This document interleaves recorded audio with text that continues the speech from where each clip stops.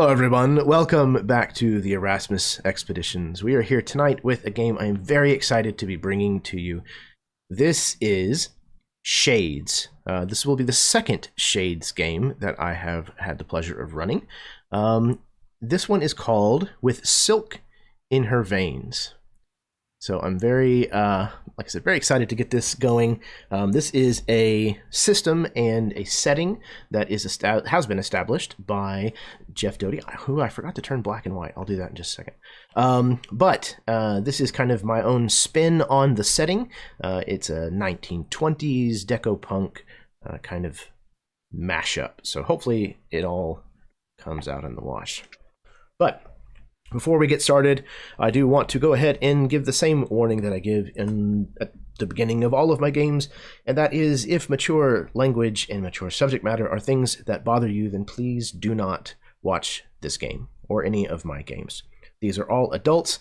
I have been told so. If they're not, then they lied. So I think that's all the business that I can think of. Anybody who mentions a channel or anything like that, you should be able to find the link of that down in the description of this video. Please do go check them out. Show them some love. They all deserve it. So I'm going to pass things over now to my players so that they can introduce themselves, plug anything that they have, and then we're going to get started. So first up, Philip. Hello, my name is Philip. I'll be playing Kilimanjaro Jack, who is a lemon blade right. I love playing these games, and I love playing these games with Jeremy as DM. So really looking forward to this. Thanks. And I love you, Philip. Thank you so much, man. Yeah, it's always a pleasure to have you here. I think it's been since Treasure Quest, if I'm not mistaken. Since I ran that, which was also a fantastic, fun little system that was made by Philip. Go check that out. But yeah, I'm really excited. Like I said, I've run this once before, and this is going to be a slightly different take stylistically, so I'm hoping that it works. Next up, we have Cole. Hi there, I'm Cole, or Nicole Sparks. I am playing Greta Dutissant. And she is a sapphire weaver, and I'm so excited to try playing this.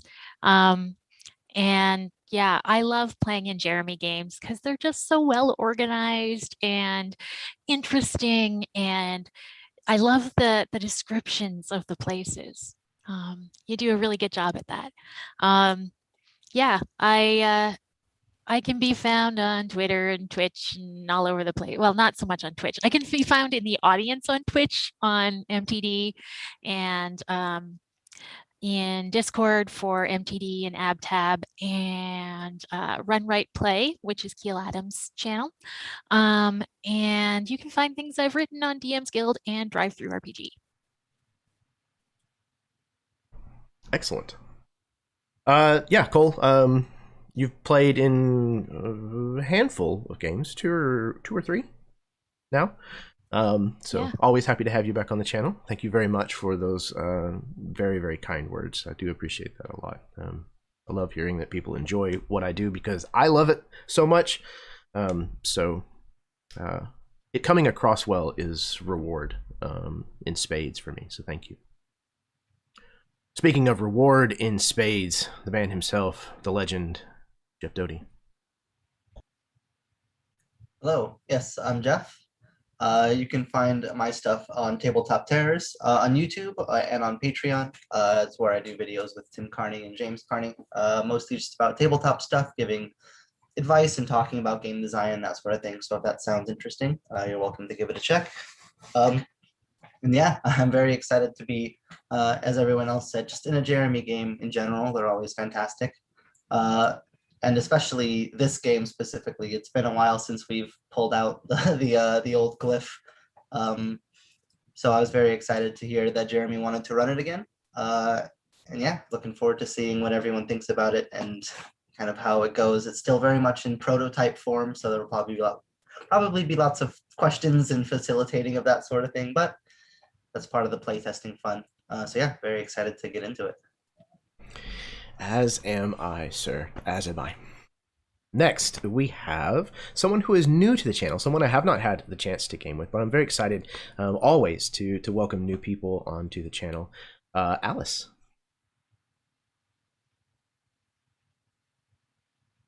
You are muted. Hi, everybody. There we go. I'm Alice. If you see me in the AbTap group on Facebook, I'm Sarah. Discord, I'm Alice X, and this was a huge breakthrough. And about me, I am playing Lenore Grevgig, who is a turquoise carver. So I can't wait to do this. I have been super excited about this. I don't really have a whole lot to promote. I just started streaming recently, and I have been streaming like Resident Evil 8. But I am in a game on Sunday nights that is run on the Aesir Sin channel. She is my DM, and we play a game called Hijinks for All. It's a great game. Definitely check it out because we are absolute idiots and we love each other. And you play a jerk. Oh my goodness. I play kind of a douchebag, and I apologize. I am working on making him better. But this is my first time with like Jeremy and Cole. I've seen them and a couple other people here play, and I've watched you guys play, and this is a huge honor for me. I am still so nervous, but I'm really excited. So thank you for having me. I'm very, very excited. I've watched Jeremy play and DM and do games, and it's just like, wow, this is insane, and I'm very excited. I appreciate that very much, Alice. But yeah, it's no big deal, honestly. We're just a bunch of nerds having a good time. Well, I mean, they're all nerds. I'm not. I'm just kidding. Of course I'm a nerd. Yeah, we're all here just having a good time. And I am excited to, like I said, welcome a new person to the channel. It's always great to meet new people in this community. That's one of the things that I love about this community is the breadth of people that it brings together for a very positive outcome, generally speaking. And yeah, so welcome to the channel. And like I said, I'm glad to have you here. And speaking of glad to have here, the last, but certainly not the least, the first time that I've run a game for him on this channel, Ted. How are you doing? So as Jeremy points out, I am Ted. I am from Nerdarchy. If you just search Nerdarchy, you will find us, social medias, YouTube. That's where we are. We've got the regular channel. We've got the live channel. A lot of fun stuff. If you are familiar with Jeremy, you're possibly familiar with me. We play together as cousins, Dwarven barbarians and the Dawnbringers. Happy to be here as a player. Jeremy's run at least one game for me before. I've watched a handful of videos. Jeremy's stuff is great. It's fantastic. I don't know why. If you're in the chat and you haven't already, hit that subscribe button, do so because his stuff is just that good. Thank you, Ted. I appreciate that, man. Yeah, I'm excited. Oh, and as far as what I'm playing, I am Tommy Thorsten. I am an Indigo Master. I think that's actually what I played in the first time that we play tested this a long time ago, and it was a lot of fun. So I'm excited to see your take on it and see how it's going to be different and like how it's going to be the same. So yeah, stoked. Okay, go ahead. Sorry. I was gonna say it was the thing that jumped out to me the most. So I was like, I'm gonna grab that right away. Yep, absolutely. Okay, so without further ado, I think we are ready to get started. So here we go.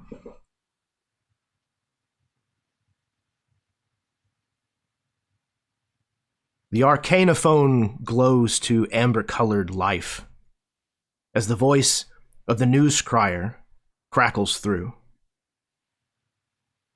Hear ye, hear ye. This news bulletin is brought to you courtesy of Sarashino Jewelers in association with your favorite station, KGPH. News when you can use it. All the city's glitz and glamour will be on display tonight at the annual charity gala ball held at the prestigious Trapdoor nightclub. Owner and proprietor Hu Sarashino has pulled out all the stops, including the debut of a brand new number by the enrapturing Esper La Trodé. And with Greyscale Island's most rich and famous drawn together, it's sure to be a night to remember.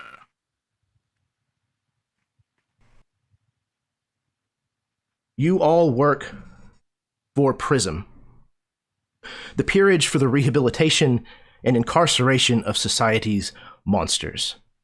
Specifically, you are all agents, known as Shades, a division of PRISM that goes after the monsters who have been deemed to be beyond redemption. Hu Sarashino, head of the Sarashino Crime Family, has gotten filthy rich after cornering the market on magic items that provide a person with the capability to polymorph their appearance. He also owns the Trapdoor nightclub. And in what was possibly the worst kept secret on Greyscale Island, Hugh's mistress just so happens to be none other than Esper La Trodé, the headliner here at the Trapdoor. Not strictly here by invitation, your squad has been put on the case because PRISM received a tip that Hugh may be up to something big going down tonight. As we sweep around the main floor of the Trapdoor, hold on, we hear the dulcet tones of Bella.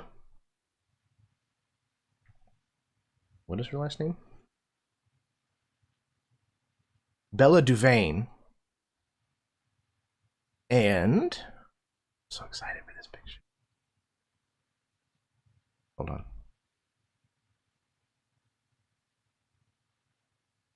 There we go. All right. We hear the dulcet tones of Bella Duvain and the jazz bots, livening things up with an upbeat tempo. As we sweep through the floor of this Trapdoor nightclub, who do we see here amongst the city's rich and famous? And what are you currently doing?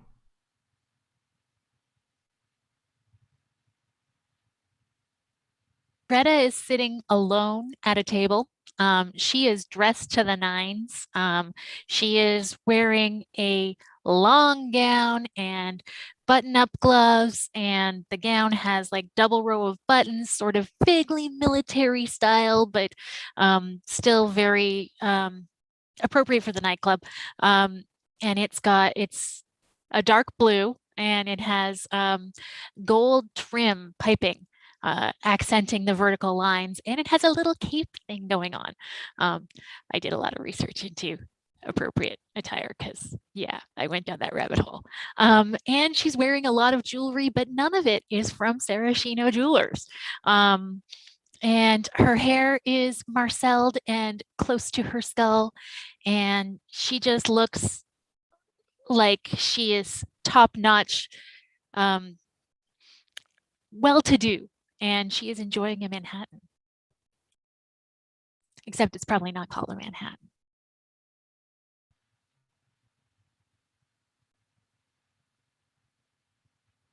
All right, I guess I'll jump in next then.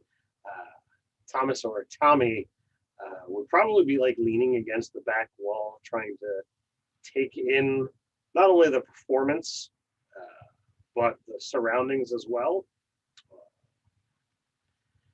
And very similar to what I'm actually wearing here. He's got a very fanciful indigo shirt, vest, and a fedora.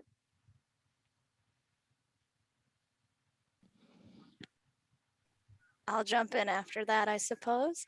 Lenore has what would be a white collared shirt. She wears this beautiful, like Mandela-y pattern tie, and it's a turquoise tie, and it kind of brightens up her gray blue eyes and her platinum white hair, and she's standing leaning against a counter, and she's got this jacket over her arm. It's probably a black jacket over her arm, and she's got black pants on and these really beautiful leather boots on, and she's leaning against the counter and she's holding what appears to be most likely a glass of whiskey on the rocks, and she'll lick her lips as she's looking around, and she'll glance at the woman on the stage, and then she'll glance around. It's as if she's looking for, I guess, familiar faces. And if she seems to catch one, you can see the slightest twitch of her lips, trying not to smile as she knows where everyone's position is.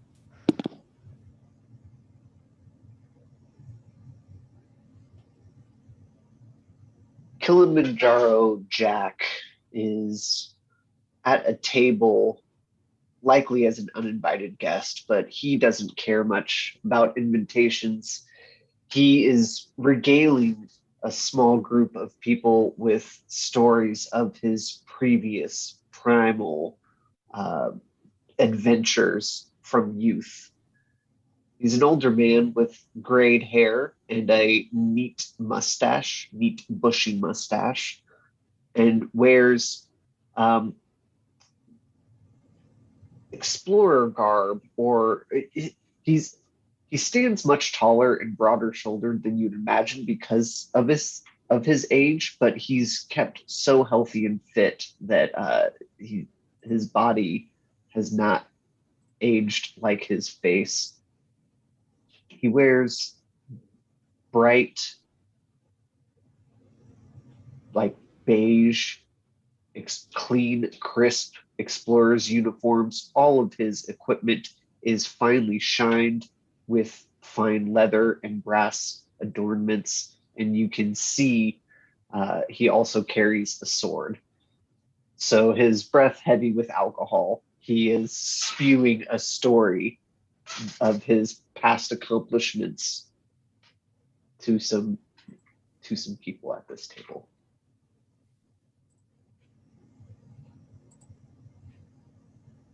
Amelia also sitting just at one of the tables, probably stands out much more than the others. Her dress, her attire is probably a couple decades older than the other people here, and it would probably stick out for that reason. Even though she's young, she's got like the old soul vibe, if you want to use that sort of phrase to it. She has like completely stark white hair, but it's tied back with like a deep crimson hairband, which would probably stand out pretty strongly against everything else. And she has no drink. She sits at the table like straight up, arms crossed. She looks like she's there for business, perhaps to her own detriment.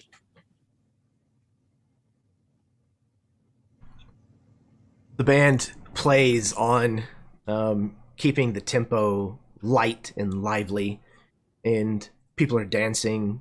Some people are still arriving, being fashionably late, of course. And there is a lot of talk about who's going to have the biggest donation this year. There's definitely a lot of very wealthy, very connected people at this party, this soiree. You're talking about politicians, royalty, the people who are famous for, performing, people who just are famous, from the sheer amount of money they make, from various different business ventures, and they're all here, kind of rubbing elbows and just having a grand old time. Some of you certainly do not fit in with this crowd, and even if you are dressed to look like you fit in, more than likely, you don't feel at home here.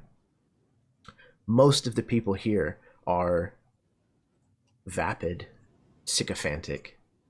There's a lot of smiles, but behind those smiles, there's almost always a whisper about the person who just left the table.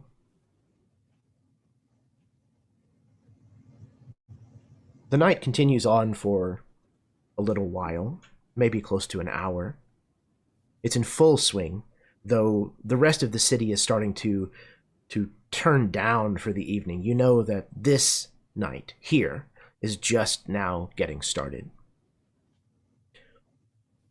There's a commotion in a secluded corner of the club at one point, and all of you can see easily that there is an argument, an animated argument, that has cropped up between none other than Hu Sarashino, the elven proprietor of this club, as well as the head of the Sarashino Crime Family. Between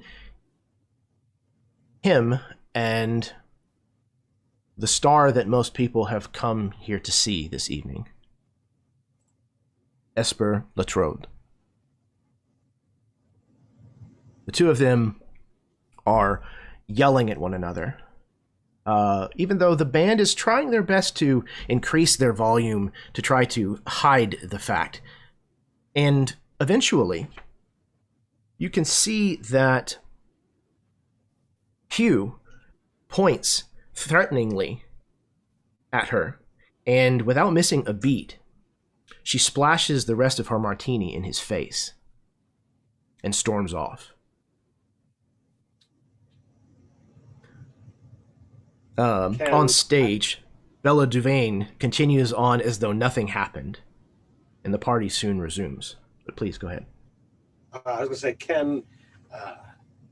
can I use channel to see if I can wrap an illusion around myself and like not be noticed, sneak over to this club owner and see what he might be saying at the end of this heated discussion?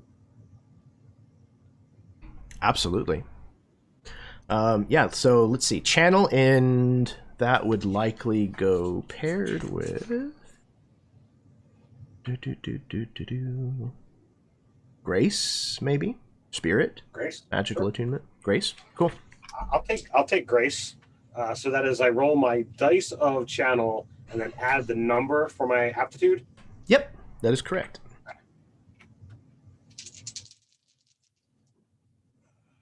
Oh, that's a horrible roll. Starting off strong. That's going to be 3 shade. Oh, that's actually pretty good. Oh, is it? Okay. So you got like a 15 to a 19 total? So it's 10, so 16. Okay, yeah, perfect. So yeah, it's 3 shades, which is a success. So you duck behind one of the Art Deco styled pillars, of this room or something, and out the other side comes this drastically different individual, someone who doesn't quite look like Tommy does, and maybe even you find like an abandoned waiter's tray or something like that you're able to like kind of scoop up and slide over behind the table, or at least near the table that belongs to Sarashino and his goons. And he's, toweling himself off with, a second or maybe even a third napkin. And he's checking his shirt, and he's basically just cursing and calling her a string of names. Crazy bitch. I don't know why she does that kind of stuff. Drives me fucking crazy. So I'll linger, and if I've got the tray there, I'll pick up the used towels. If there happens to be a clean one on the tray, I'll kindly offer it to him without a word. Yeah, he kind of reaches up and grabs it without so much as even looking in the direction of your face. Sure. You might as well be invisible to this guy. And immediately, that's basically what I'm going for. So yeah, exactly. Trying to see what he might be saying that could be overheard to be useful. Yep. He kind of starts immediately dabbing another spot on his suit, which is a very, very well tailored, very expensive looking piece of clothing. And he says, I don't know what it's going to take. I don't care who you have to kill. but find it, track it down, and take care of it. Tonight. He says to two of his goons, who immediately stand up and leave.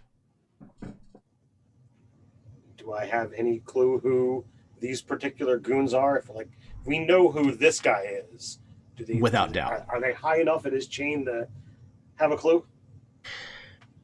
A lot of his goons are the kinds of people that the Shades don't really mess with. Like, you probably understand what each of their names are and, you know, most of the crimes that they're at least known to have committed. But in your bureau, if you want to call it that, your bureau's scope of things, yeah, it's way below your pay grade. Okay. So then I will not tarry longer. And you know what? I'm gonna roll a d4 and see who I'm gonna grab. All right. So, all right, Jeff. Who is your character again? Amelia is her first name. Amelia. So Tommy would kind of come over to Amelia like I'm looking like I'm trying to take a drink order or whatnot. If I'm still in this guise, and I'll just kind of briefly whisper, "It's Tommy," and you know, this the club owner says he needs to get it tonight. I think we might need to gather everyone together. And then he'll just continue off as if, you know, he had gotten the order that he was supposed to.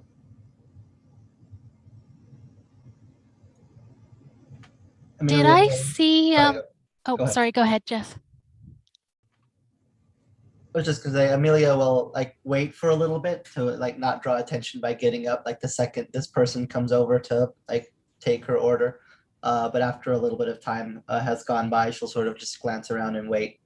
I'm guessing at this point we would have some sort of like designated spot that we were going to meet up in the event that we needed to, and Amelia would saunter over in that direction.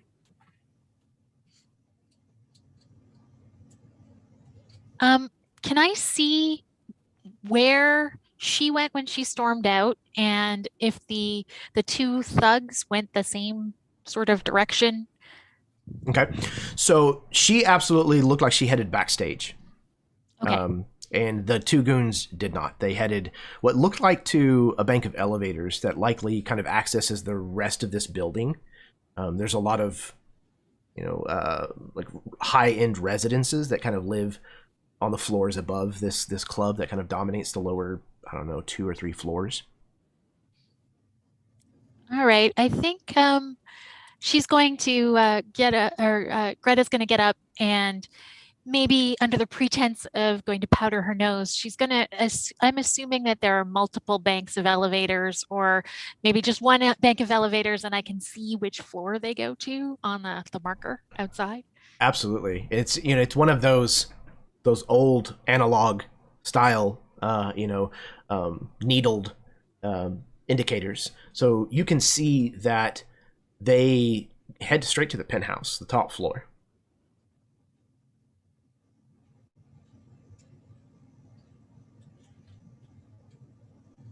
I am going to then head to where I'm rendezvousing with the rest of the team.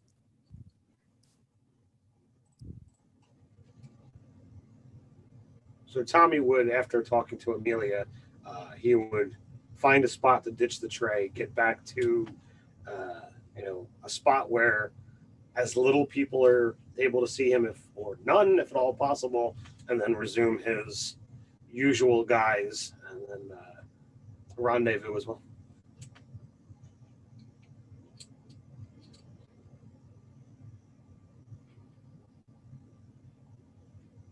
What about Kilimanjaro Jack wants to try to schmooze around just to get a better idea of who all is here. Figure out, just in general, the sense of like, does anyone stand out as they shouldn't be here, or is it just here for the entertainment of the singer? Like, is anyone here for something else? Okay. Let's get a roll then. Let's call this a sense roll, and let's pair it with the presence aptitude, if you would. Okay, sense presence. So I have 1 die to roll for sense. Got a 5. My presence is 2, so that's a 7. Okay, 7 total. That is a shade of 1. Success at a cost. Okay, so you're looking around and you notice that there's not really anyone here that you would necessarily think is out of place entirely, other than maybe the members of your team. Most everyone here is, of the, I guess you would call it the 1% of Greyscale Island.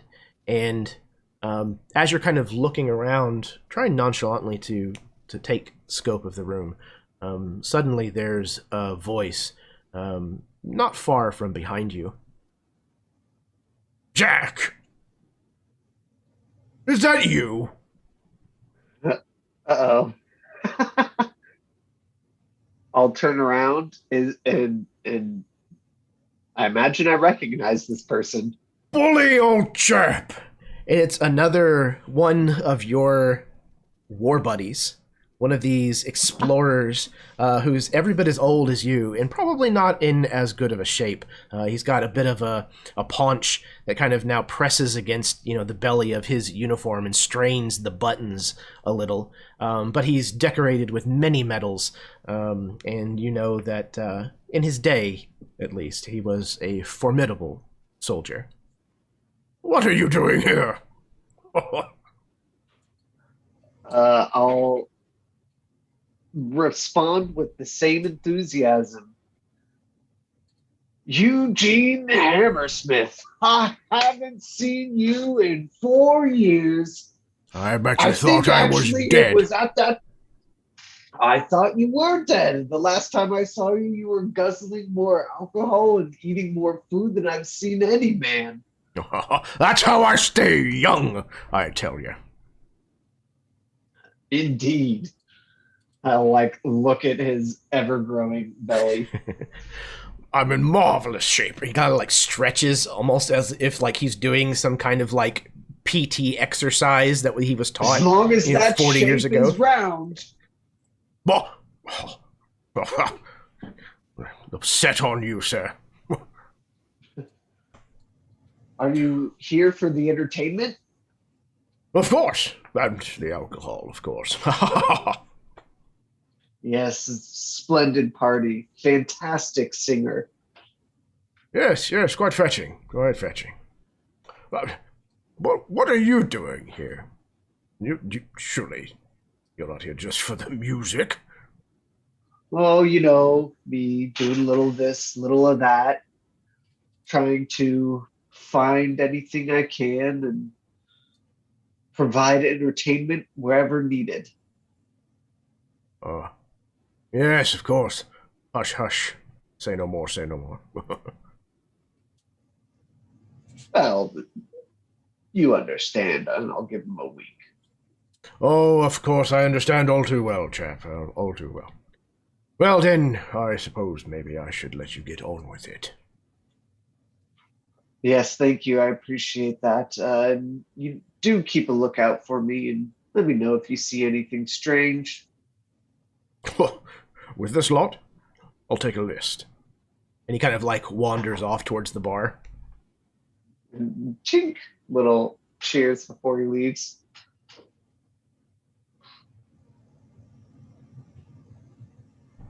So at least one person here knows you. Sorry, Alice, go ahead. No, it's okay. Lenore has obviously instantly, the moment she saw people moving, it was bodyguards, and then it was the woman who went backstage. And she's watching, and she watches Greta move, and then she watches Tommy and Amelia move, and she puts her glass down and she gets ready to push herself off. She's adjusting her jacket and she eventually puts it back on. And that's when she sees Eugene come up. She looks at him and she kind of just like nobody had been in her space until just a second ago. And she kind of just tips her head to him, and she's going to try and make her way to this rendezvous point without getting roped in by the old man wanting to tell stories. I imagine he even like starts in on a story, and you kind of like, you could go move right around him, and he just turns to the very next person and continues as if, nothing had changed.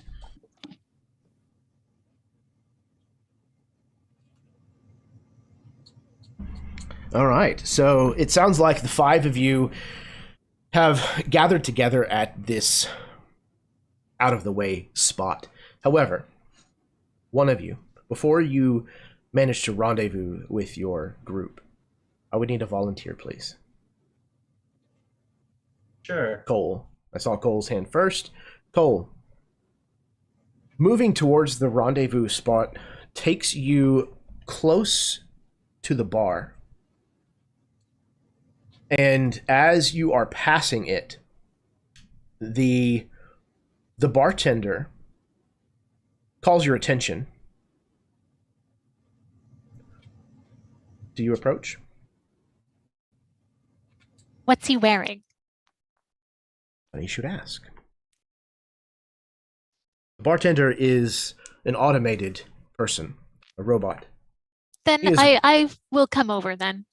Oh, very well. Yeah. Okay. You approach, and he leans in and slides you a drink.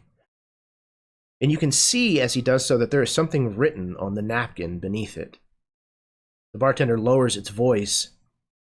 Miss La Trodé sends her regards.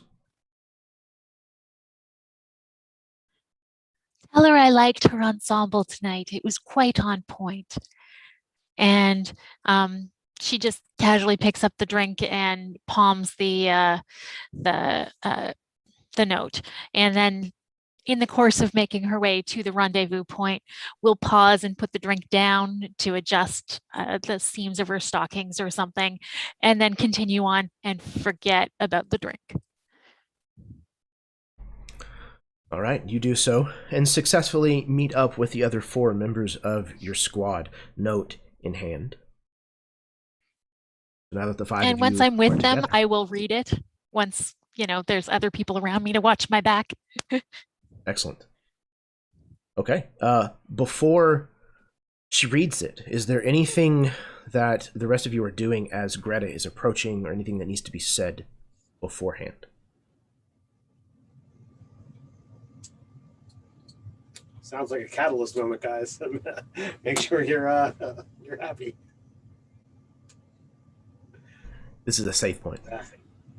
A safe point. No, I think it's waiting for the everyone to be there to kind of get the next step moving. It's probably just like a general non-specific conversation to not draw anyone's attention. Well, unfortunately, speaking of attention, my chap Eugene Hammersmith over there caught me with my pants down and knows we're here. At least me. Sorry, everyone knows I'm here. Oh, so that was your friend who invaded my personal space as I was getting ready to leave. Well, there are always ways to use the situation or change the situation if it comes to that. Good heavens, I hope you don't mean kill him. The man has survived countless wars and battles. Look how decorated he is. Dear God, no. And he just kind of allows a little bit of magic to just kind of casually dance across his fingertips. Ooh, we've Okay. worked together before, so you know that Tommy is good at talking his way around things. And as he's a indigo, he likes messing with illusions. Yeah. He The seems to be talking. pickled anyway, so you don't need to kill him. He's on his way to doing it himself. I mean, I make no promises. If he gets in my way, I make no promise.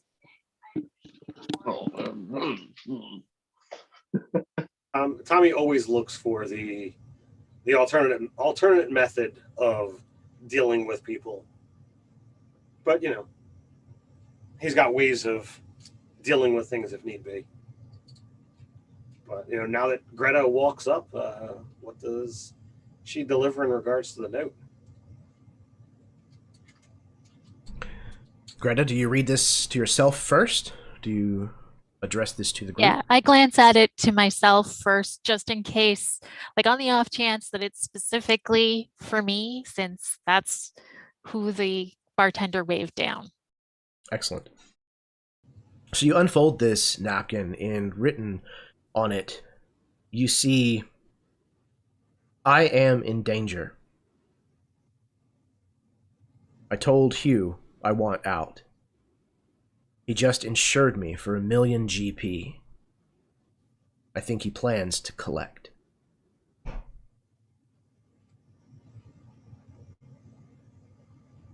I show the note to the rest of the team, and I specifically turn to Tommy and say, "You were close. Were you able to hear him making any threats against her?" He says he wanted it tonight. He wanted it done tonight. I feel that this woman's life is in danger. We need to act, and we need to act with haste. Certainly sounds like a threat to me. Do we have any idea where they went to, where she would be? Didn't she Jets went upstairs to the penthouse. I watched the elevator.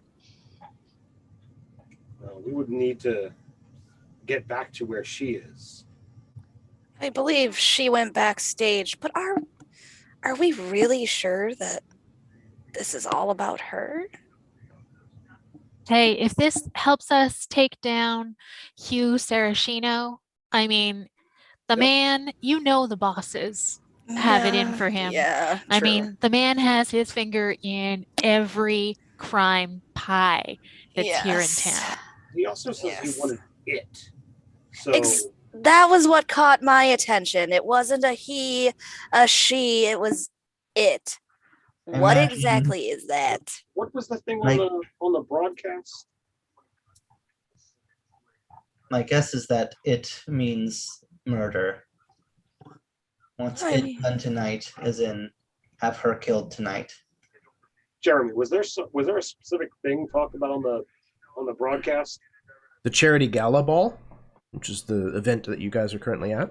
Okay, but wasn't there like a thing that was talked about at the ball? Or am I just misremembering details? There's supposed to be a debut of a brand new number from the singer. Okay. But nope. And and he said that he wanted it, like not that he wanted something to happen, but that he was looking for an object. Well, wanted it done. An action. Wanted it done? Okay, that's different than wanting it. I thought it was wanting it. No, he wants something done, but it could be a variety of things. It could be murder, which is probably the worst, but it could also be kidnapping, some sort of ridiculous political stunt. As we've encountered in the past, once you begin moving, the dominoes begin to fall. So even if there is something else on his agenda, removing this singer from his presence will possibly give us the rest of the path. Even if she is not related directly to whatever this it being done is, if anyone's going to know about his business, things that he might be up to or interested in, it would be her. So getting close to her, making sure she's safe is in our best interest. Either way, I think. All right. Are we I all Well, can she's a bit pro- young for me, but I can probably get myself backstage, but I don't know if I can get all of us backstage. I can claim to be there to consult on some of her fashion. It won't be too difficult for me to get back there either. I am known to being able to get into places. Well, an- I'll say this, unless anyone wants specific art on their skin or anything like that, I'm not too sure how well I would be. I'm more of a let's see how this goes. So do we go in with subtlety or do we go in with force? Subtlety, I think, will win the day. Until we're sure of how dire this threat is against her, and we certainly don't want him to pull up stakes and disappear like he's done in the past. I have to agree. Do we have any method of communication with each other? Does anyone have that kind of magic?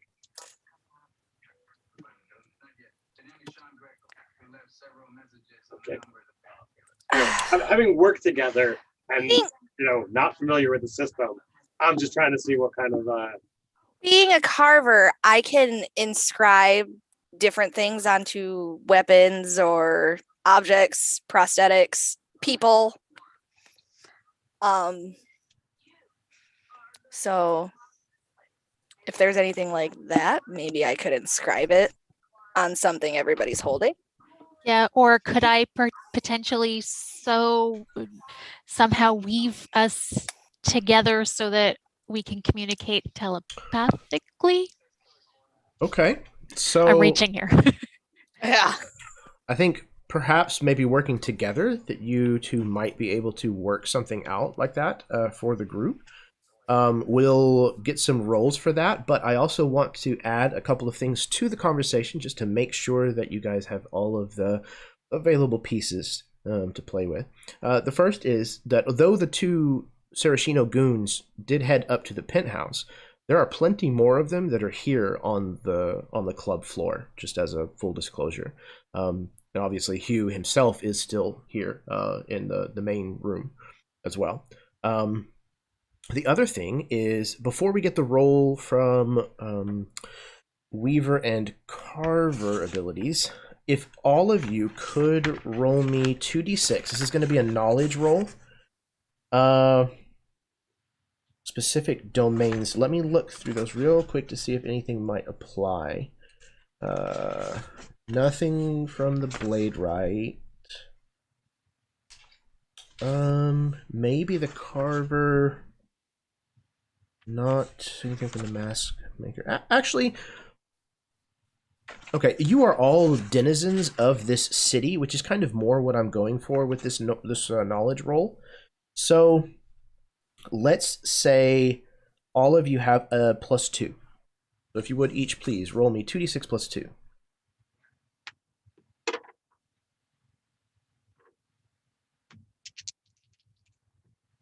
Okay. Ooh, That's an 11 for me. so 13 for Tommy. Okay, 11 and 13 are both also 2 shades. So we have 3 people with 2 shades so also far. got 2 shades. 2 shades as well. Excellent. I have one shade. 1 shade. Okay. So all of you understand, obviously you have heard of Esper La Trodé before, but mainly as a singer. However, that's not entirely it. All of you except for Lenny have also heard some of her other escapades, and that Esper is no stranger to this lifestyle. The press often refers to her as the Black Widow, as two previous lovers have wound up on the wrong end of a gun. Her most popular song to date, as a matter of fact, is called Knock 'em Dead, where she all but confesses to the murders, though she was formally acquitted of all charges in both cases. So, with those further bits of information on the table, is there a change in the conversation or the plan? Murder or not, getting her out from underneath you is certainly worthwhile. Let's deal with the other stuff. Come I later. would just like to get more information from her, regardless of whether we get her out. To me, her worth is as a information source on what is actually going on with you and how we can take the Sarashino crime family down. I have to agree with Greta on this. Just all the information that we can before we do anything else. Like we're right in the same book. Yes, and someone must stay here and watch the bar. You can watch the door to the backstage, perhaps, and make sure that we don't get an influx of goons back there. Yes, of course. As long as I can do it with the drink. I don't know, can you? It's empty. Give me one moment. Save one for me when I get back. Of course, you can have one now. Chances are we will not be coming back this way. Oh, are we all going out back, or nah? I'm gonna stay. I'll watch. So, do we have the ability to do some sort of telepathic connection or Yes. communication? I suppose we should actually find that out and do those rolls. Okay, so I feel like I saw it as an ability, but I guess I didn't take So there's whichever. not a specific like path ability that does that, but we do have the sort of generalized crafting magical stuff Mhm. rules, which basically just says we can just adjudicate with Jeremy how many chips it would take to use that kind of magic, or if there's any rolls and stuff that he wants us to make to do so. Then it's very open-ended when it comes to that kind of stuff. Perfect. I can craft boutonnieres, perhaps, for everyone to have, and you can speak into your flower, because that just amuses me. I was gonna say I can inscribe them with certain like runes or stories about, talking and travel and things like that. Okay, so if both of you are willing to spend one of your shades, or not your shades, sorry, one of your chips, the 5 chips that you begin with, then what we'll say is that Lenny is actually going to be inscribing whatever device it is that actually will, be worn, whether it's a boutonniere or otherwise. And Greta is actually the one who's like connecting them with these ley lines, these strings, almost the way you would like with cans and a string. So it'll be your magic that kind of forms the telephone line, if you will.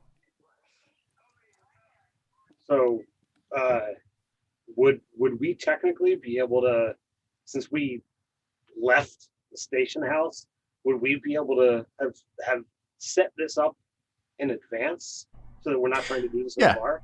No, I would say so.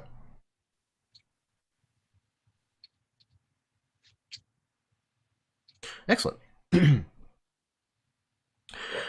So, you are discussing this plan, preparing yourselves. Jack, of course, is at the bar refilling his drink. And you've just about kind of made the decision, this is where we're going, this is what we're going to do. And suddenly the lights dim. The MC comes to the microphone.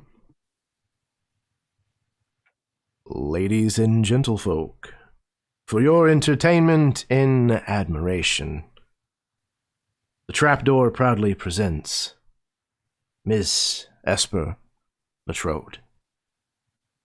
A brilliant sapphire spotlight alights the center stage, and Esper appears. The number, apparently titled One More Round, starts off slow, drawing parallels between shooting liquor and shooting someone with a gun. The number picks up considerably with an incredible dance routine. More than once, it is very clear that Esper singles out Hu as the target of, quote, one more round. He isn't amused. The routine ends in a big number, with Esper falling back into an oversized shot glass before being slid back off stage. The crowd erupts. While Yes. the number is going on, Yes. would Tommy be able to try and use the lights turned down and everyone enamored by her beautiful voice to be able to stealth backstage? I don't think that would be a problem at all, but let's leave it to the dice. So I'm So assuming this sounds like stealth. stealth and grace. I would say so, yeah.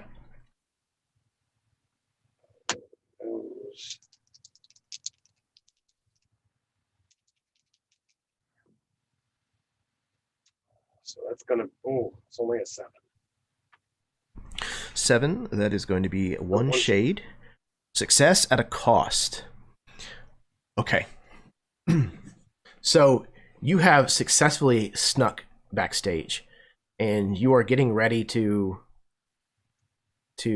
head wherever it is that your destination is. And at the last moment, the stage manager grabs a hold of you and begins ushering you into the crowd of background dancers that are about to go on stage. All right. Well, I happen to be graceful. So would I be able to try and blend in? I don't even know what this would wind up being Ooh, covered as. okay. Or I mean, I don't know if I can, as an illusionist, can I literally just become invisible when this dude turns around? So, I know that the mask maker can summon like spectral copies or something like that. Spirit puppeteer. That's yeah. Oh, hang on. Wait.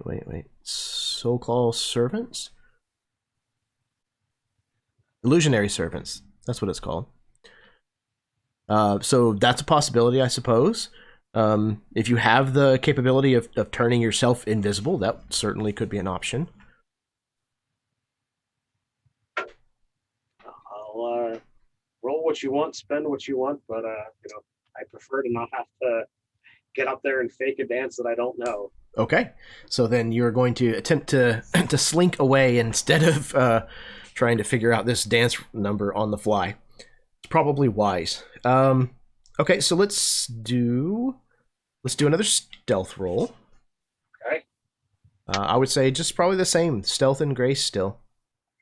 Unless you want to try to use one of your abilities in order to kind of juice this up magically. I mean, if I can add a chip, I will totally throw a chip in there.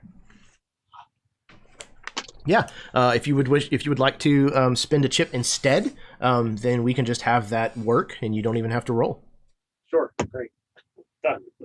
Okay, so you use your illusions, your indigo styled mask makery, and tell me how that gets you out of this pickle. So as soon as he, basically, puts me in place, I just, kind of, move my fingers sort of like Jedi style and make something move across the room. As he looks in that direction, the magic just takes me and I blend into the background and just kind of slowly just melt away from everyone's presence. Excellent. So, Tommy, you have successfully dodged that bullet and made your way backstage, where there's not a lot of people that are still back here. Most everybody who would have been performing is out on stage currently. So it's fairly desolate back here. While Tommy's doing that and the routine, the number is happening out on the stage. The four of you, the other four of you, what are you doing? What's her costume look like? Is she having some sort of costume malfunction is what I'm asking, really. No, not currently, Okay. at least. Like, I'm not talking about a nip slip. I'm just talking about some sort of, a corsage that falls off or something. There's some probably reason- sequins flying everywhere. Oh, yes, definitely. In fact, perhaps like a lot of the sequins from one of the dancers' costumes are flying places, and tap dancers are sliding and horrible things are happening. Is there a costuming reason that I can make up to get backstage, basically? Ah, I see. Okay, well, this sounds like some form of deception. What does that fall under? Not intimidate. Speech? Definitely speech, I think. And Say speech. presence. Speech and presence. Okay, so I only have a 1 in speech. So that is a, hang on, what did I have in presence? That's a Could you- 4. Could you craft something that, Oh, I definitely could craft something. maybe Yeah. like, this came off, I need to put it back on before the next number? Yeah, I could perhaps show up at the back door holding some sort of floral display type thing that looks like it would be attached to, like it's the right colors of the outfits that they're wearing. And I show up and I tell the stage door person, darling, this came off of one of the dancer's dresses. I have a needle and thread right here. I can help sew it back on. I know you don't have a costumer on staff, that you let them go last week. What a shame. I'm sure that Madam Eva will find some work somewhere else, but I have no problem helping out. Okay, so let's say with this device that you have crafted, okay, let's say that's going to be a chip to create this on the fly, but it will give you a plus, we'll say a +4 on this roll. That So still what does only that brings bring me to a +4 in addition to my +2 that I had for presence. Yes. Okay, that brings me to 8. Okay, Am I 8. still too That is still a success. That is a single shade. It is a success with a cost. So actually, Jeremy, if yes. you don't mind me interjecting real quick. Please. Seeing perhaps that this conversation is not going as smoothly as we would want it to, with between Greta and this like stagehand, Amelia will just walk up and with like complete confidence and like assurity, we'll just tell this person, we're a member of her team, we're going backstage, and we'll brush past her and motion for Greta to come. So I'm going to use one of my Crimson Tinge abilities here. So once per session, your air of authority allows you to command an NPC, and as long as it's within reason and won't cause like danger or severe repercussions, they will just listen. Yeah, absolutely. So your commanding authority presence, your this confidence that you waltz past this individual with seems to carry a supernatural air to it. And they just kind of yeah, that's fine. You know, almost like they're trying to tell themselves like they okayed it before they really started to feel intimidated by your presence. So between Greta's deception and Amelia's power, any of the rest of you that wish to head backstage are free to do so.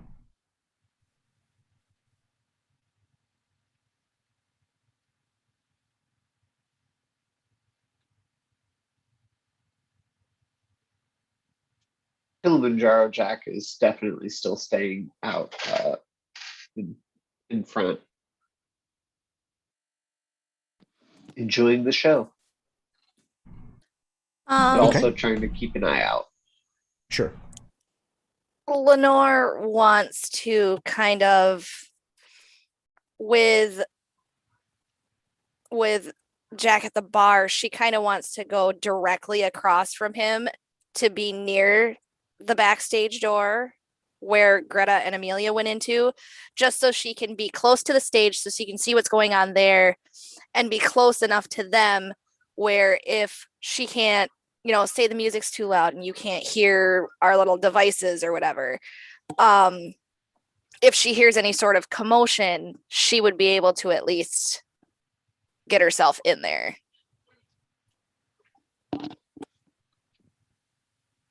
Okay. So you've kind of stationed up the two of you who are remaining front of the stage for the time being, and there are now three of you who have managed to make it backstage. So the three of you who are backstage,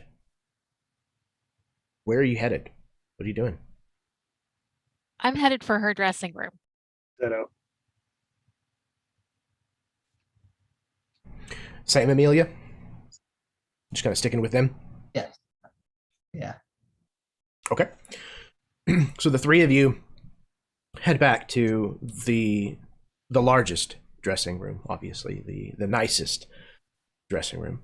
And emblazoned on the outside in a very expensive looking plaque is the name Esper La Trodé, and it's got a massive reflective gold star behind her name. You're just opening in the door and waltzing in? Well, I think, Tommy would have gotten off stage while she was still performing. So he would have gone in to try and avoid the presence of anyone else. I don't know where Greta and Amelia fell time-wise. Yeah, so you definitely got back there first. But I would say that the business with Greta and Amelia only delayed them for a few moments. So you're probably at the door to the dressing room just as they are coming into the backstage area. And Esper's still on stage, right? Oh, yes. Yeah. Yeah. I'm assuming that we've seen her perform before. Does she generally do more than one song, or is it just a one and done? Or so generally speaking, she would do an entire performance, several different numbers. But tonight is a little bit different because it's this charity event. This is supposed to be kind of like the one big thing that she's doing tonight. And then she's going to be heading back out into the main room to schmooze and do all of the fundraising portion of this. okay, then I think Greta would look at Tommy and just sort of raise her eyebrows. Is it locked? Is it, do you hear anyone? Is it safe for us to go in? Well, getting into places I know a little bit about.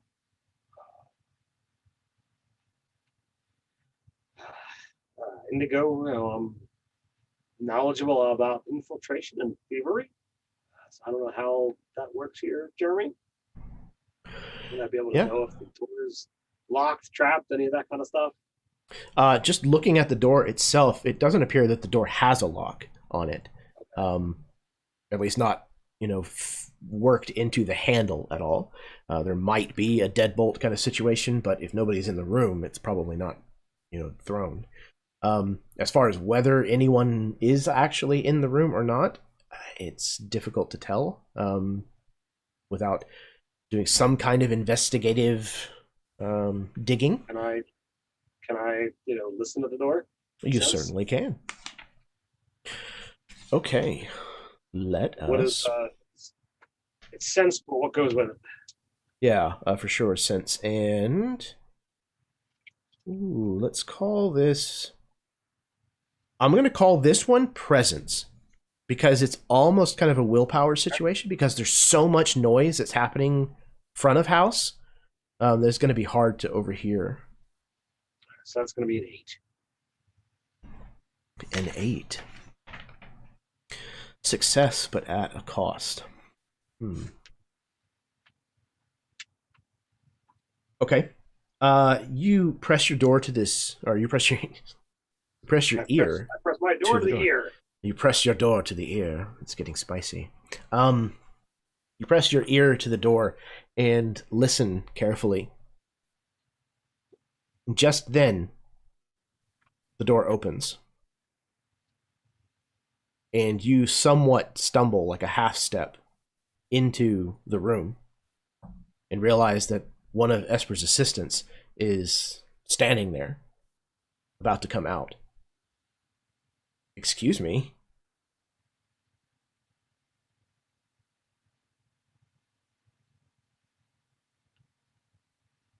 Oh, darling, you're still here. Good. Esper's out on stage right now, and there's something going on with one of her corsage things. I came backstage to make sure you knew.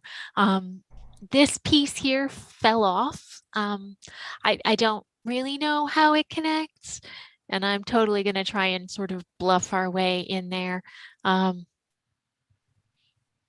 Okay. So let's get another roll.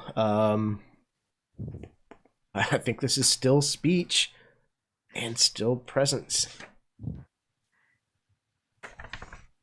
Okay. Did I read something about, adding assistance? Is that something that can be done here?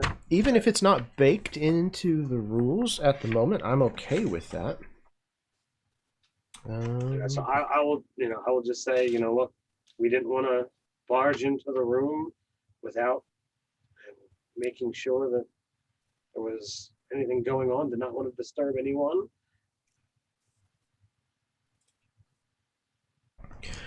Okay, so let's do this. So the I believe it's the mask maker. I'm gonna double check real quick. I mean, I can.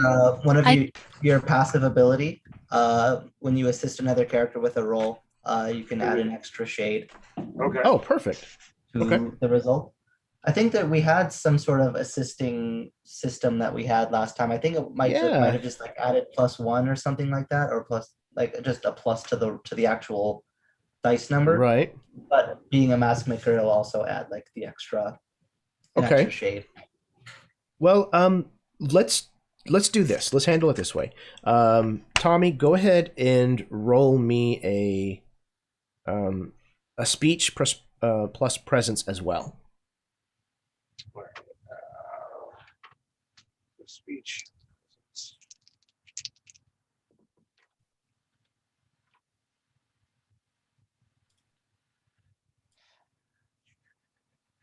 So that's a 9. A 9, which is a shade in and of itself. Okay, which is going to count as 2 shades because of the ability that the mask maker has. So we're going to say that is going to add a +2 to whatever you roll.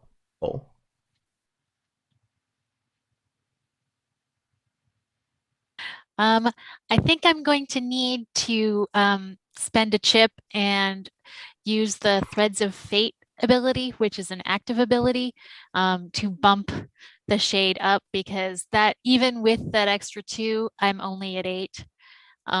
Okay. So, but I can spend 1 chip and alter a roll by 1 shade.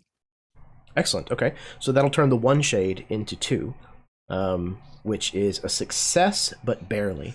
So this individual kind of looks at the two of you with a very scrutinizing eye. She definitely looks like she's about to press this issue. But then there's, kind of a ruckus down the hall between two people who are just kind of off in the wings, and that takes her attention completely away from the two of you, and she beelines it right towards these other two to try to get them to shut up, because if they continue, it's going to interrupt, and she's not going to have that. And she leaves the door completely open behind her. Well, I think we're going in.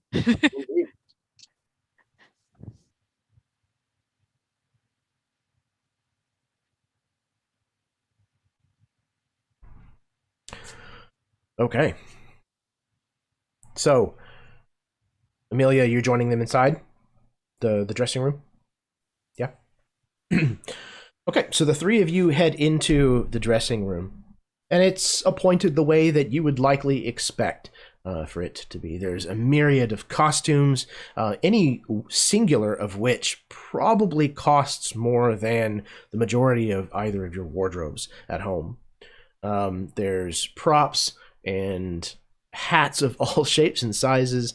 There's a very large mirror that has an array of cosmetics, both stage and otherwise, laid out in front. Several different bottles of perfume that have those little rubber, squeeze spritzers on them. Feather boas, I mean, you name it. There's all kinds of lounging furniture here, bottles of alcohol, kind of not really strewn about like in a mess, but definitely the kind of thing where it's not all located in one wet bar. It's, there's 2 bottles of whiskey over there, there's a bottle of vodka sitting there, that kind of situation. You have a few moments at the very least before Esper's going to come back off the stage. What are you doing? Can I find any examples of her handwriting? I would say there's probably a good chance of that. The majority of the things that are handwritten in here would be to her, but I would imagine there's probably at least something. But again, let's let the dice decide. Let's see. Oh no, I think this is sense again. Well, it's not speech. Never mind. Yeah. Sense and I'm gonna say grace. It sounds like probably something you're trying to do quickly, I would imagine. Okay. That is a... Where is the list of the different shade bands? The bottom of the first page.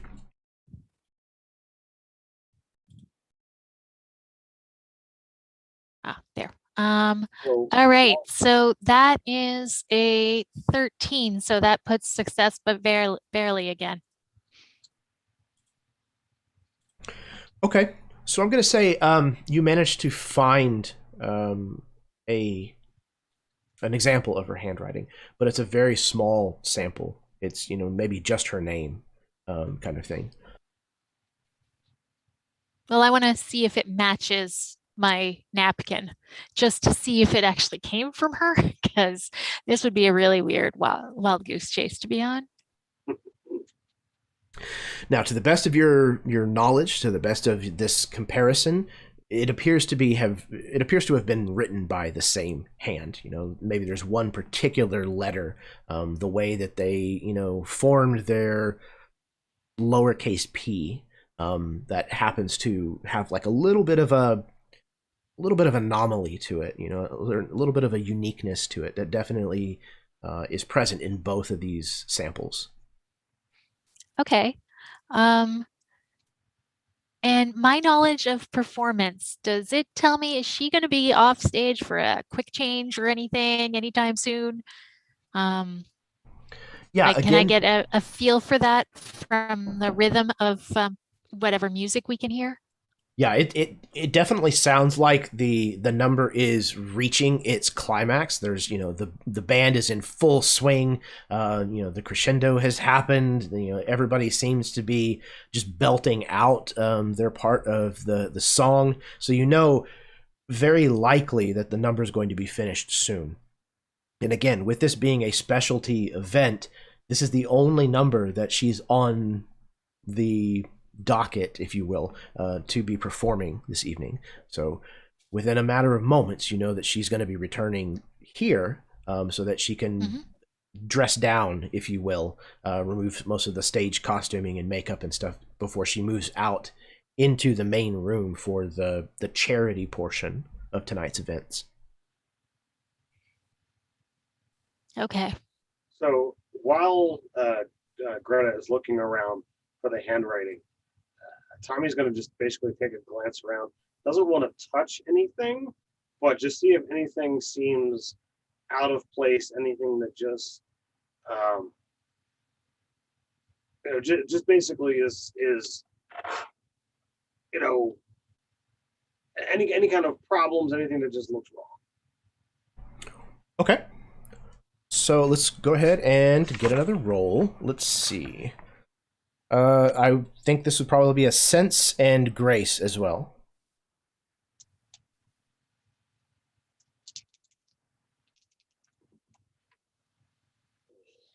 All right, well, that's a 6. Because my dice are not really liking me tonight.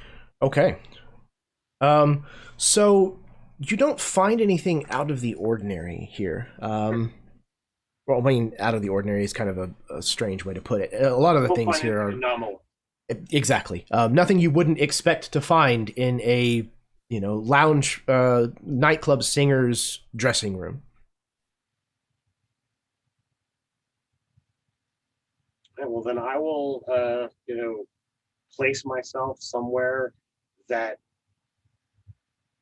ironically, very, very much against what Tommy would normally do, where I'm plainly visible when she were to enter into the room, but prepared to act should she come walking in with people that we don't want her walking with, like any of them thugs. Okay. None of us have the actual note. Was that Greta that had Greta it? has it, yep. Yeah, I think Greta still has it. Yeah. Amelia would probably say as much then, just we should have the note ready to show her just to avoid confusion. We don't want her to scream or to run when she finds people in her room. Precisely. She identified me as one of the shades, then it's unlikely that she will scream and run. But, if the note didn't come from her, I guess we'll find out shortly. Sounds like they're wrapping up.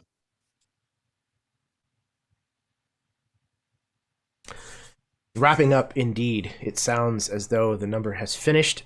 You hear the thunderous applause coming from the house, and within mere moments, the door to the dressing room opens and enters Esper La Trodé. This is where we're going to go ahead and take our break. So we're going to take 10 minutes, go to the bathroom, refill your drinks, kiss your spouses, smoke them if you got them, etc., etc. Thank you all so very, very much for tuning in this evening, whether you're watching with us live tonight or whether you may be catching us at some point in the future. It sincerely means a ton to me. And thank you as well to these 5 players who have done a fantastic job so far. I cannot wait to get to the second half of what I have planned this evening and see what they're going to do with it. So, sit tight. We're going to be right back.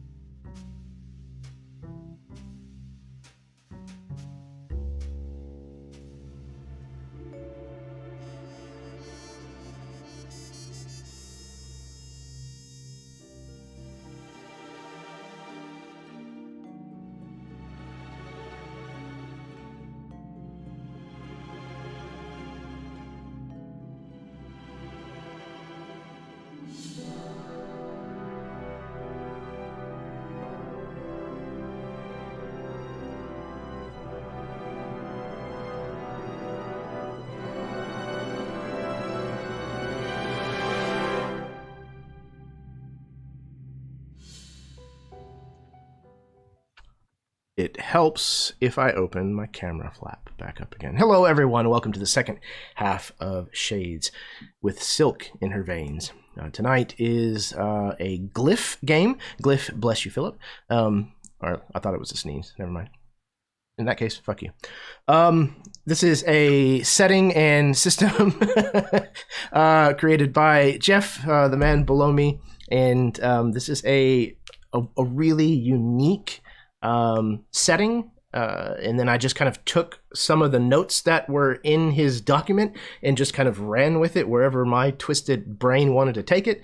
And this is what we've ended up with. Some deco punk fantasy noir. TM. I expect my check. Okay, so we are here at the Trapdoor nightclub. We have seen some of the lay of the land, the situation, if it was such a thing, between Hu Sarashino and the headliner here at the club, Esper La Trodé. 3 of our Shade agents have managed to make their way backstage into Esper's dressing room, awaiting her to come off of the stage. The other 2 are waiting just front of house, just in case things there develop. The number has ended. A new song titled One More Round, where Esper draws strong parallels between shooting liquor and shooting a gun at someone. The gun that she happens to shoot in this number is more frequently than not aimed, of course, at Hu Sarashino as she performs this routine. He does not seem pleased. The door to the dressing room opens, and in wanders Esper La Trodé. She is wearing the costume that she wore to perform on stage, but she also seems to be wearing this exquisite necklace, this beautiful Art Deco piece of jewelry that kind of hangs down, dangling a beautiful sapphire that's easily the size of a thumbnail at its pinnacle. She enters kind of looking down at this as if it was maybe just given to her, and seems rather taken with it, smiling to herself. She looks up and sees the 3 of you standing in her dressing room. Who are you? Tommy would gesture towards Greta, who's holding the note. Ms. La Trodé, were you aware that this had been sent? And I show her the note. She takes it from you, opens it, kind of reads it quickly. No, I've never seen this before. What's the meaning of this?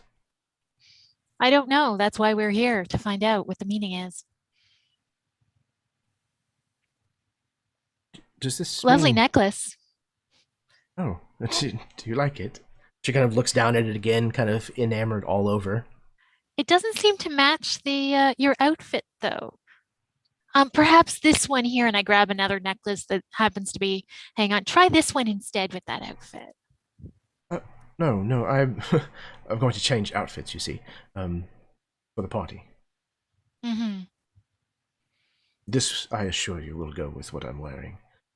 And she kind of like eyes your outfit, Greta. Mm-hmm. And you can see this kind of judgment across her face. Yeah, and she's not going to be fazed by that, because if Esper is finding her wanting, that's Esper's problem, not hers, because she knows she's wearing the latest fashions and that it looks awesome on her. But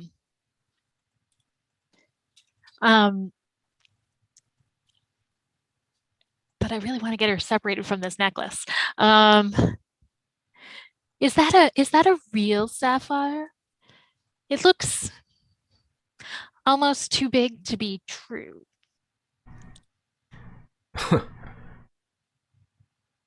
Well, I wouldn't doubt the man who gave it to me, if that's what you're asking.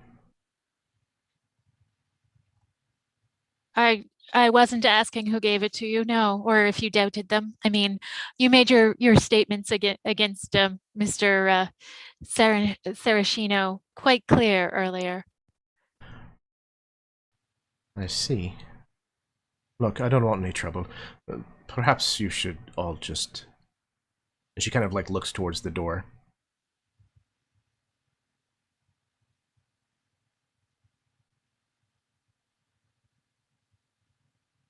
So what was the argument that you had with the club owner? With Mr. Sarashino. Indeed. I didn't argue with him. You didn't throw a drink in his face? No. I want to work again. Would you mind taking off the necklace for 1 second? I just want to see something. Jeremy, that was her who did it there that I saw, right? Yes, without a doubt. She looks to you, Greta, in, again, almost disgust. I don't flash. think so. I'm sure that I have a Shades badge or something, and I flash that. Okay. Okay, so get me a roll. This is going to be a little different than some of the rolls that we've done. I think instead of speech, that maybe this is intimidate. I think it might be performance. And I have knowledge in performance. Can I use that? Okay, so knowledges are typically just information based, like what your character knows or not. So as far as the actual skills, the applicable things you could call upon, I think either intimidate, or if you wanted to make an argument for speech, you could do so. Yeah, I don't want to make an argument for speech. Thanks. I didn't think that was the case, but the option's there. Okay. All right. I at least have a 3 for intimidate. So that's pretty good. Yeah. And then presence still. Okay. So that is, that's 12 plus presence is 2. So that's a 14. So that's still only, is that 2 shades? 2 shades. Yep. Success, but barely. Okay. She looks up at you and eyes this badge. And she says, "Oh, I didn't know that you were PRISM agents. Forgive me. Why do you want me to take this off?" I can tell you that someone in your guise threw a drink in Hugh's face this evening. So either you are not she, or someone is trying to discredit you in public. Or discredit you with him specifically. And removing Take off the necklace, please. I'm only going to ask once more nicely. Of course, forgive me. Yes. She reaches up and undoes the clasp of this necklace and slides it from around her neck. And she dangles it before her towards you. I'm going to take it just because I don't know how this polymorph jewelry works. Does it have to be in contact with them? Is that how this works? You aren't certain. I don't know how much of it that your character may have come across or confiscated, possibly. I'll leave that up to you. But, when she is no longer touching the necklace, is it still her? Yes. Yeah, it still seems to be Esper La Trodé. So without, doing the nth degree, I'll try to rewind the time frame to when someone threw a drink in Hugh's face and try to figure out where she was at that time frame. Like, I'll straight up tell her, everything that I personally witnessed, and try to gauge her reaction, gauge her response. Okay. Let's get another roll. This would probably be sense, I think. Yeah, I would say sense and I don't know if there would be an applicable aptitude. I guess presence would probably be the best fitting in here, in this situation. That is going to be a 10. A 10 is, okay, 2 shades. You can tell, though she still adamantly denies having had an argument or having thrown a drink in Sarashino's face, her playing at not knowing what you're talking about is false. She seems to be performing well as a stage performer would, but she's not being totally honest. Tommy's not trying to press the point of, I saw you do this. It's, this is what I saw. So if it was not you, where were you during those 10 minutes? I was backstage, getting ready, of course. With your assistant? Oh yes, with my assistant. Exactly. So I will turn to Greta and Amelia. I am not showing her my back.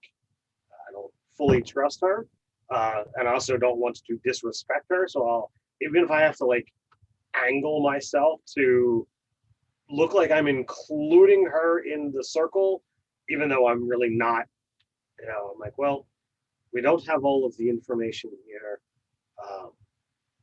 We clearly were led astray. I think I am going. Oh, go ahead. Sorry, Amelia will hold out her hand towards you, Greta, towards the necklace, and just say, "May I?" So what she's going to try, Jeremy, she'll like actually fasten it around her neck.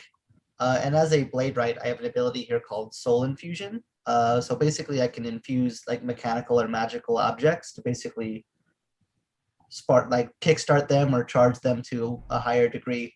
So she'll just like put her hand. There'll be like a glint of crimson, of a crimson aura that will like flash around her, which will like flood from her arm like into this locket or pendant, and just see if anything happens.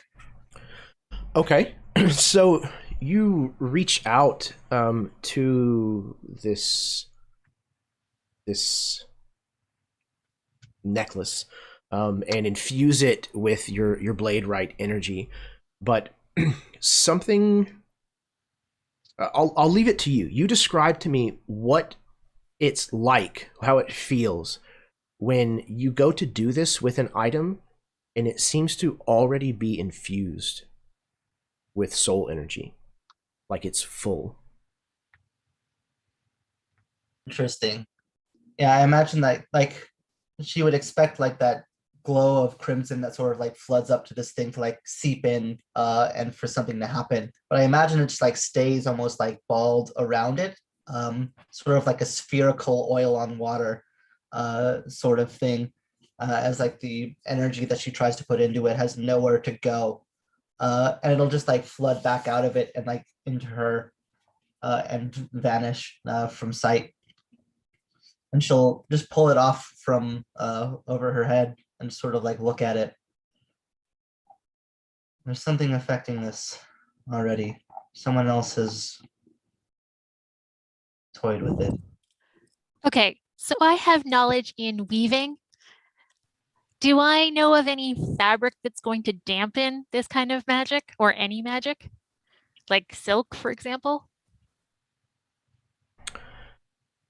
I don't know if it would dampen whatever magic is already present. Mhm. It might be able to dampen like the passage of magic, like coming in. Hmm.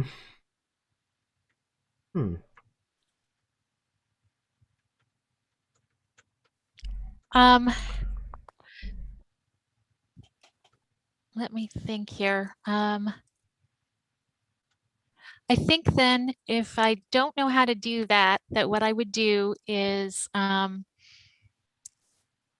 would create a pattern, which is one of my abilities, that allows me to copy an object, but it does not copy the magical properties of the item. Okay, excellent. And I would give her back the copy necklace and say, we are taking this for our investigation. You can't be serious. Would you like a receipt? Would you like a receipt? I can't believe. And she kind of like turns around and like pounds her fist on the dressing table. I should have known this was a shakedown. You're all corrupt. All of you. When she pounds her fist, does it seem like the appropriate amount of pounding noise for somebody her size and stature? Like, does it seem like it might be from a larger person? No, I wouldn't say so. Okay. We are not trying to take and keep your things. We are But you are. trying to do an investigation. Oh, I honey, see. we wouldn't want anything this gaudy. Are you kidding me? Hmm. It might be fine for someone who performs at nightclubs, but I'm sure the gold pieces that you get for it will line your pockets just fine. and Greta's going to drop it on the floor and stomp on it as hard as she can in an attempt to destroy it. I would try to do a seam ripper thing on it, but I can't because I'm out of points, out of thingies, chips. Okay. Yeah, you toss it onto the floor and stomp it with the heel of your shoe, and crush and bend the metal. You shatter the sapphire. This necklace is no more. She's very upset. Why would you do that? Of all the things that you could have done here, you had to come tonight and take that from me. And do this in front of me?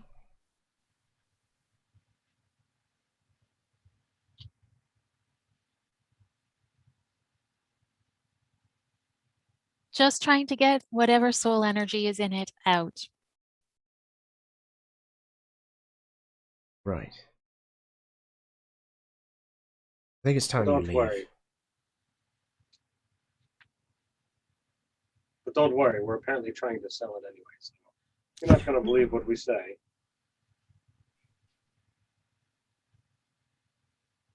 Lenny and Jack. Out front. The number has ended. Esper has gone backstage, as have all of the rest of the dancers, performers. The jazz bots are continuing to play on some kind of type filler song, if you will, without a singer. And you can see that Sarashino is starting to get very antsy. He keeps looking at the stage door. And some time has passed since the end of the number. Jack will order a dirty martini, 2, in fact, making sure that they're doubles, and bring one over to Marshino, you said? Sarashino? Sarashino, and bring one over to Sarashino until. Can I buy you a drink, sir? You look like a man of class. And he'll go and, offer him the drink. He kind of is in the middle of talking to some of his goons, and he kind of stops and looks up at you. Yeah. Guy of class, sure. You gonna bring me some of my own liquor to drink? Why not? Well, I just figured I would bring you a drink as a friendly gesture. Thought I'd share some of my wisdom with you. You remind me a lot of myself when I was younger. Is that right? How old are you? Well, old enough, lad. He kind of like chuckles for a second, then looks at you. I'm 450 years old. So is everyone else human in this No. place, or what's the? No. There's a large percentage of humans, but no, by no stretch of the imagination are they the only race. Okay. I guess I don't think Kilimanjaro Jack is really going to be an elf, so he'll just say, yeah, well, wisdom comes with experience, and so I've seen a lot of things. I can still show you a thing or two. Okay, so what is it that you want to show me?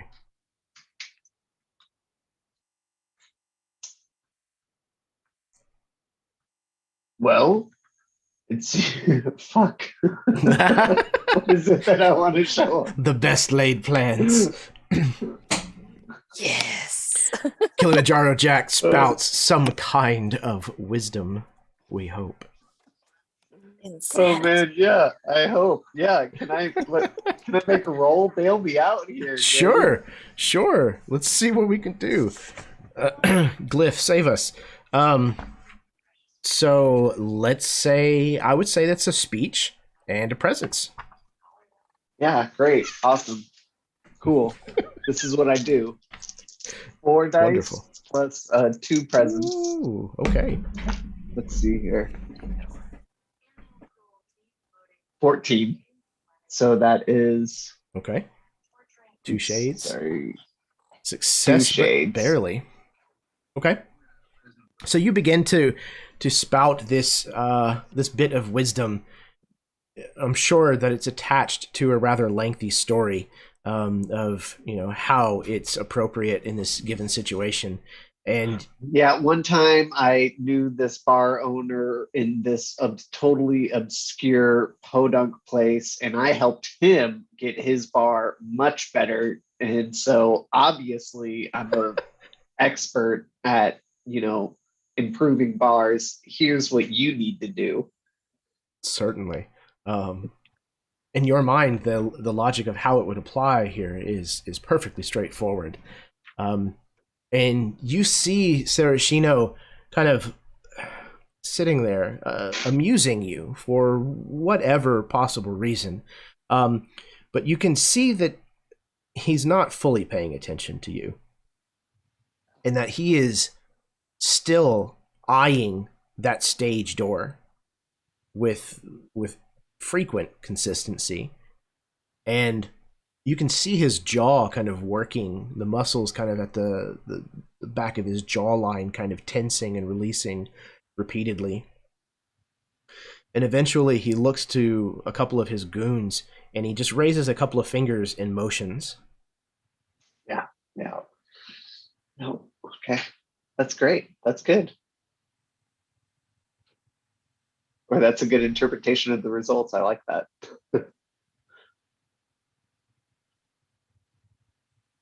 Lenny, as you're standing by the stage, by the stage door, you likewise have felt the kind of stretching passage of time since the end of the routine, and you can see the same anxiety starting to build from Sarashino, and then you see Kilimanjaro Jack move over to intercept, and then you see a moment later these two goons are now heading straight for the door. Well, after watching basically Kilimanjaro Jack just intercept Hugh, there is going to be an obvious eye roll moment where she's just like, oh no. Before she quickly looks to the goons, and she is going to try and go as fast as she possibly can without getting caught by them to come in right behind them. Okay, so you're just going to kind of try to tailgate the Yes. goons into the backstage area? Yes. Okay. So you see this play out, Jack. You watch as these goons kind of move off that direction, and then Lenny kind of falls in right behind them. They move straight through the stage door into the backstage area and head straight for the dressing room. There's a lot of people back here now. Dancers, performers, singers, everybody kind of milling about, some of them in various different stages of dress. And these goons are just kind of, they're not like just barreling into people, but they're roughly pushing their way through the crowd of them without much regard.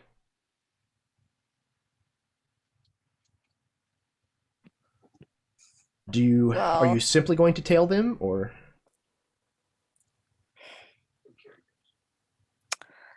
Let me see here. I just want to look really quick. And it's just like 2 at this point, right? Yes. Yes. Cool.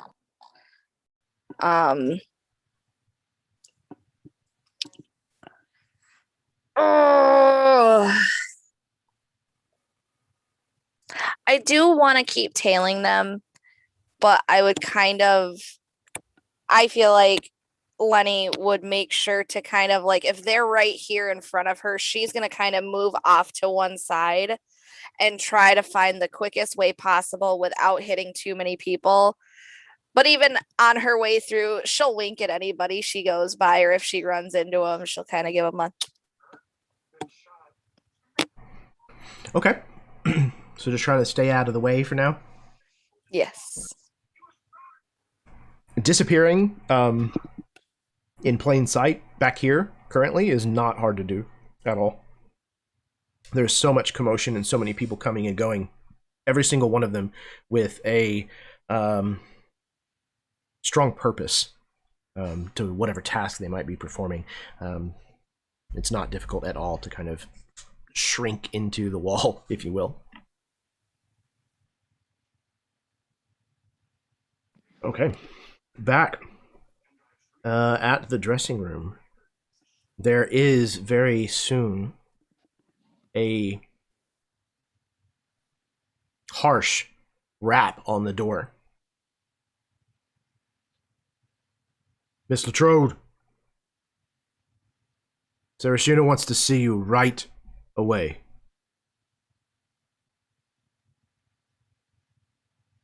She kind of looks to the two or the three of you with a, well, you're fucked now kind of look.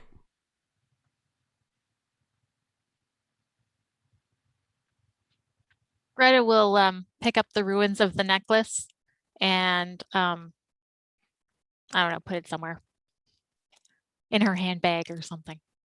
Okay, absolutely.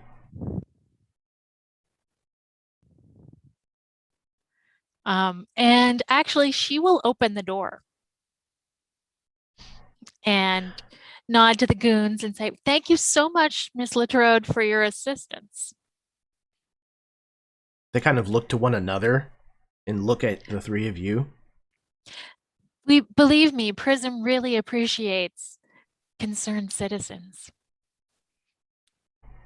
They bristle, obviously, at the mention of PRISM, and they make room for you to get by, but barely. Honey, I think you need that suit in a size larger. Nobody's believing the stays under there. So if they don't give adequate room, I'll just stand there and just look at them.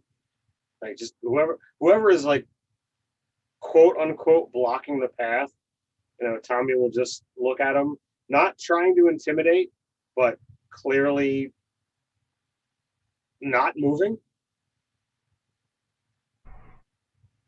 This particularly large gorilla in front of you looks as though he's very much contemplating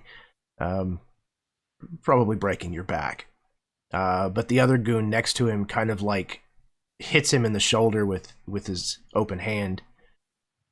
And the first gorilla kind of just takes a step back.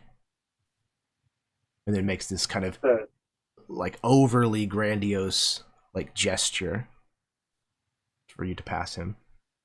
Just, a simple nod of the hat. Never was there even a sour look on my face. It was just, almost as if it was like a test. Who's got the more patience? And clearly with me tipping the hat, I won. So I continue walking out. I'll stand in the way in between the doorway and the goons and gesture for Amelia to follow.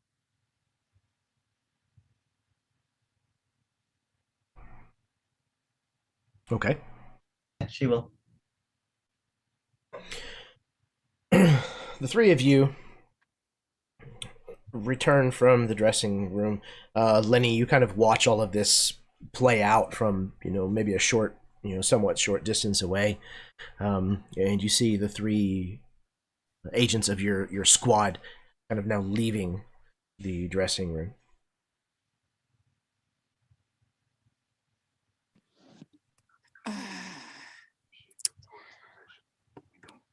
When I see them leave, I kind of want Lenny to come up to the door, but just kind of stand next to the open door. Just kind of like lean back against the wall, and see if she hears anything that might be said before she goes after the other three. I mean, they're definitely talking to Esper, but it's, kind of what you would likely expect. Mr. Sarashino wants to see you right now. You had time to change. And they're like kind of, I say roughly, but I mean, they're just not really giving her another choice. They're ushering her from the room at this point. Okay. Well, Lenny will make her way following the other three as quickly as she can to get out of there before the goons see her. As we're walking through the backstage area, Greta's going to be looking around to see if there's like any larger set pieces, conveniently open utility rooms. Well, not conveniently open, actually, just a conveniently located utility room, just somewhere that somebody could have grabbed Esper as she left stage and perhaps introduced someone who looks just like Esper in her place. So again, backstage here, it's not quite labyrinthine, but I mean, there's all kinds of little large set pieces and rooms off of this that are either dressing rooms or green rooms. There's all kinds of places, as well as like a backstage door, one that leads directly into the alley behind the club itself. I think actually then Greta would make her way towards the backstage door.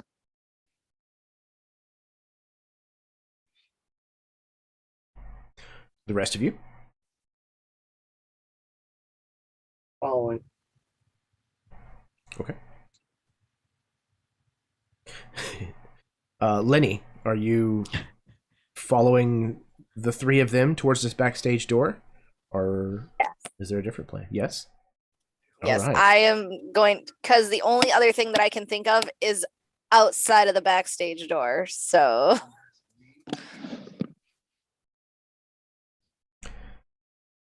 Oh my Okay. goodness, I can't believe you're here. What an incredible performance. Please let me buy you a drink.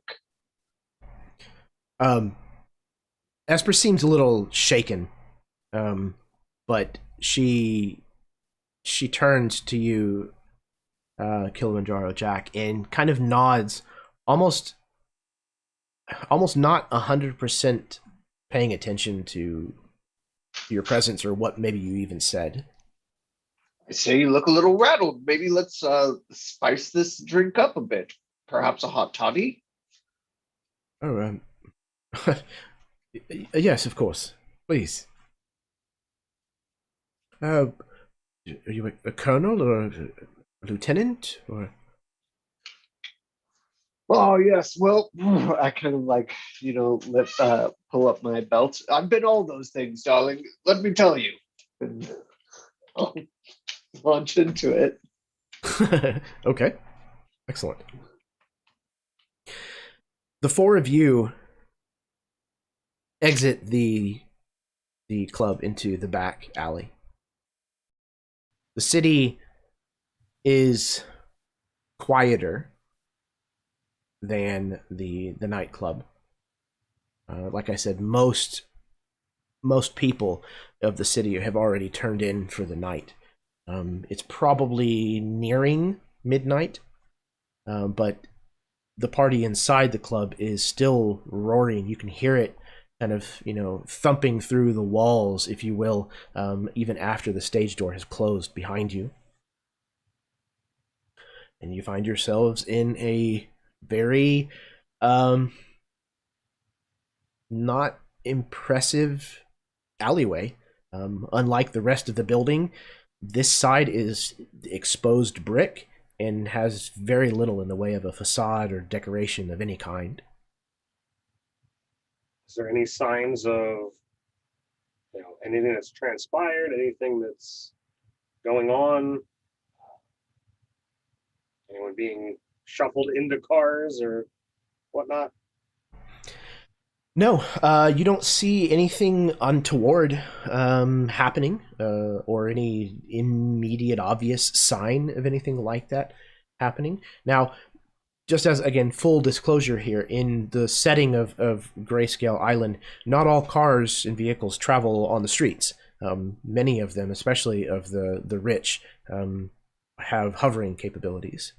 And you can see up above you, a great number of floors, that there does appear to be a landing pad that you can kind of see the underside of from here.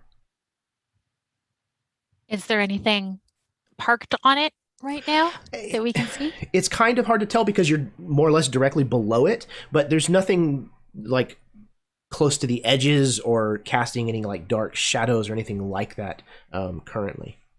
Is there like a ladder, elevator, anything on the outside that takes it up, or is that like a private entrance up there? It seems to be some sort of private entrance. There is no accessing it again easily from the outside here. Okay, well, how far up is it? So the total height of this building is probably 10 to 12 stories, and it would be the floor beneath the penthouse, essentially. Okay.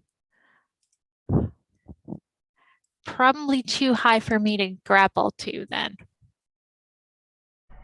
I don't know.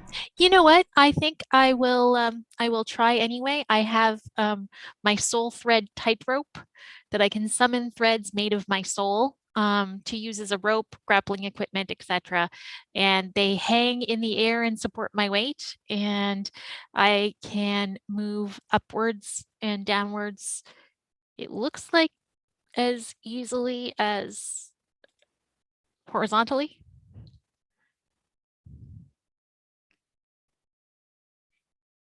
Okay. There's not a range or anything that's listed with it, though? When moving range bands, you can move upwards and downwards instead of just horizontally. That's all it says. Okay. Let's see. What is this? Does it have a chip cost? Nope. that's It's associated my with it? passive ability. Okay. Nice. I'm Spider-Man. It's awesome. Okay. You manage to weave these soul threads through the air, possibly even like anchoring it to a building here, and then to the other building across the way here, and almost switchbacking your way up this considerable height, upwards of 100 feet or more, with grace. And if you want, you can make it all the way up to this landing pad. Are there lights on the other floors in this building? I'm assuming there's lights on in the penthouse. Yes, to both. Okay, so I'm gonna maybe take a look as I go up and see what I can see, and report back to the folks down below what I'm seeing, and suggest that maybe they want to go and try and get on the elevator.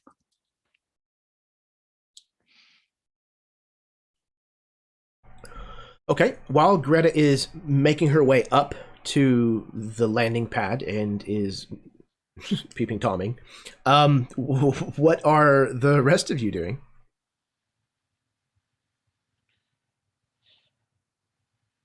Amelia will head back inside. First of all, just to check and make sure that Jack is hanging in there on his own with the gang boss that he's buying drinks for. And then if that seems to be going at least stable, if not fine, then she'll probably start making her way upwards, but we'll see what happens when we get inside. Yeah, Tommy's gonna, kind of do the same. Want to check out the situation, in the bar. I think there's clearly something that we've missed, and not sure that the penthouse is going to be the right answer, and perhaps there's something more in the bar to pick up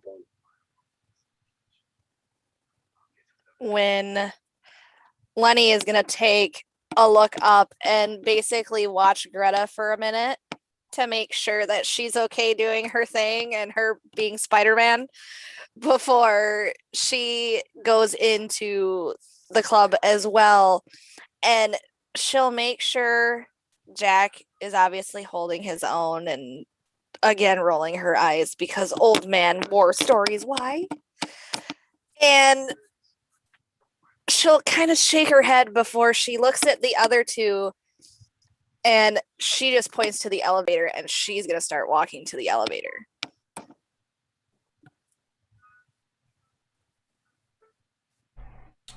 Okay.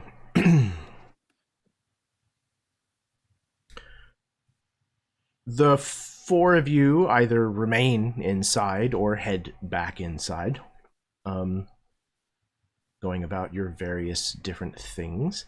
Meanwhile, Greta, you have reached the landing pad. The other floors and things that you have passed, those that you could see in through, it's just like I said, they're residential apartments, if you will. So they're very well appointed. There's no question that the people who live here have quite a bit of wealth. Several of them don't seem to actually be home, even if the lights are on. Your guess is that they're likely downstairs at the party. But even those that are home, they seem to be just kind of doing normal tasks. You know, some of them are reading, some of them are listening to the radio, some of them have already gotten into bed, that kind of thing. But when you get to the landing pad and you're actually able to kind of look through the I'm going to call them French doors, but whatever. So into this penthouse, you can see a large, spacious room. If I can get it to, hold on. Now, let's try that. There we go. A large, spacious room that is the kind of thing, the kind of space that is appointed by materials from all over the world. You know, woods from this locale, you know, tile that's come all the way from across the whatever sea. It's very ostentatious, but it's tastefully done. And you can see a fairly large library of books kind of stowed away on the second story of this penthouse. But what dominates your attention are that the goons inside this room are shuffling through papers. They have boxes of papers and file cabinets that are pulled open, and they are frantically going through a ton of paperwork.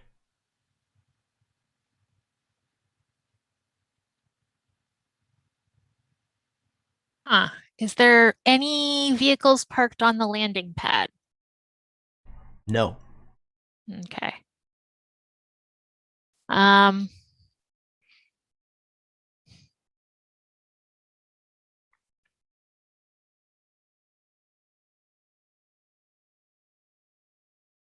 Is there any way I can crack one of these French doors and eavesdrop? Possibly. If you would like to try, you can roll a stealth check. Now, there's a good chance that if this doesn't go well, that they'll know It you're really there. won't go well. Yeah. Yeah, exactly.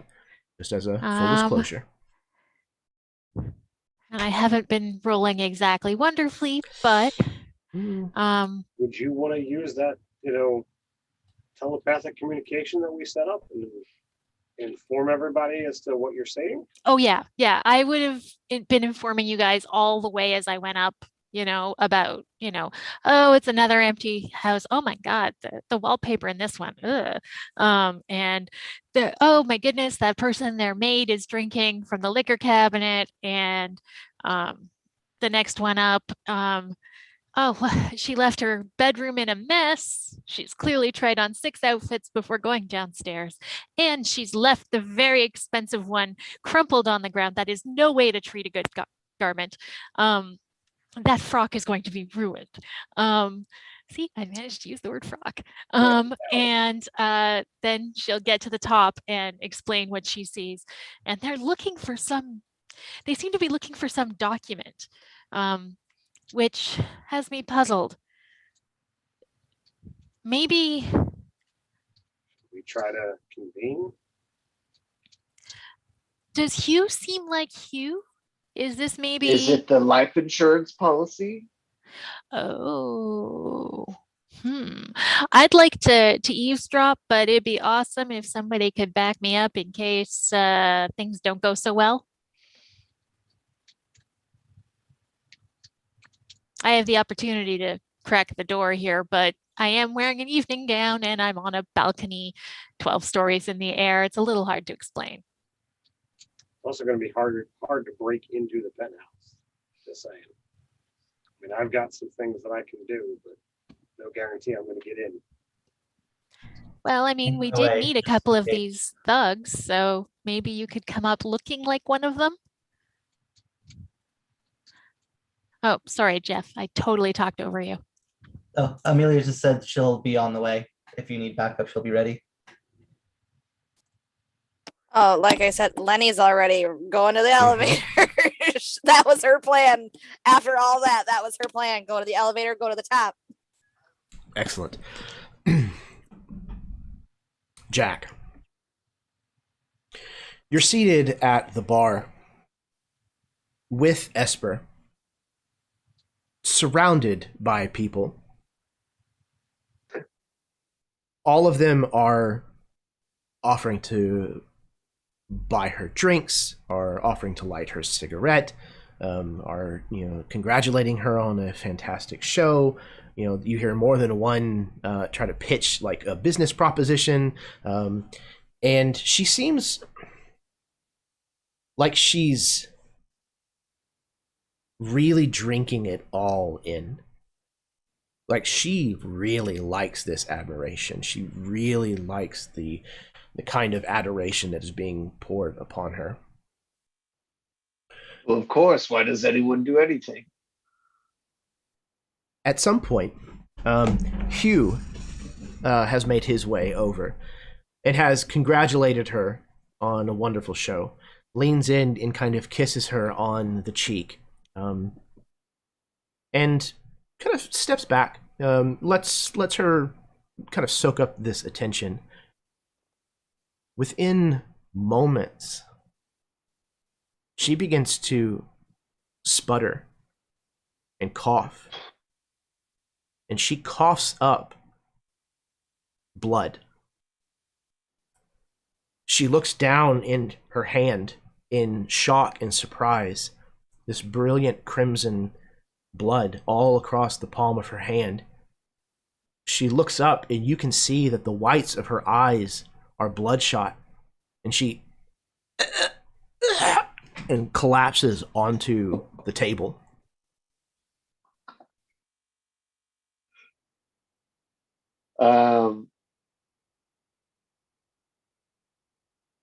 I'm no nurse. I'm gonna go after Sarashino. All right. Mr. Cherry. That's what I just want to call him. Maraschino Cherry. It's pretty close. All right. So do me a favor. Those of you who What are have you done there? Those of you who are in the main room, you obviously hear the commotion that's erupting because of this. So any of you that wishes to do so, including you, Jack, can roll sense. And we're gonna base this, or we're gonna pair this with grace this time around.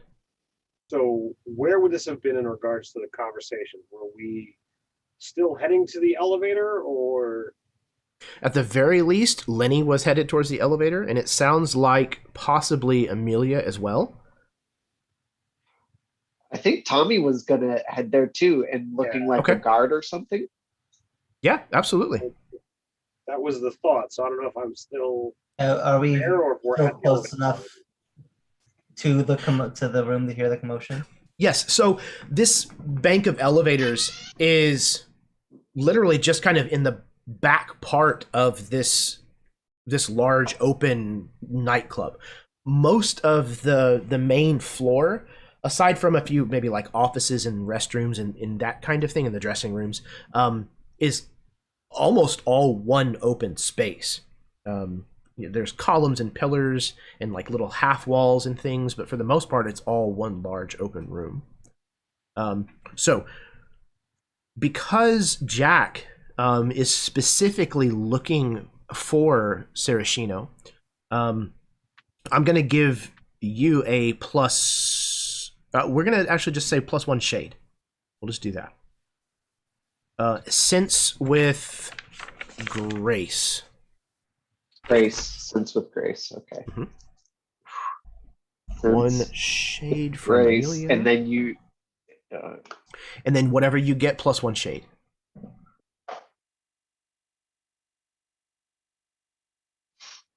Two shades for me. Okay. Shades. All right. So let's see here. Lenny, did you roll? Did you want to roll? Yes, I had to get back to my little chart.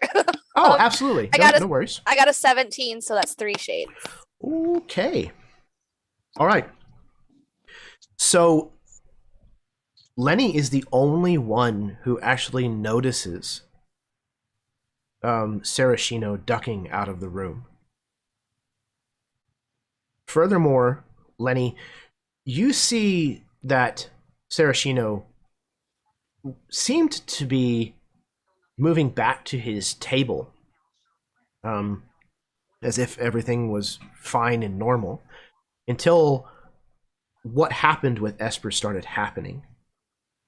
He turns and looks, and very quickly kind of scans the room, and then turns and heads away from the bank of elevators.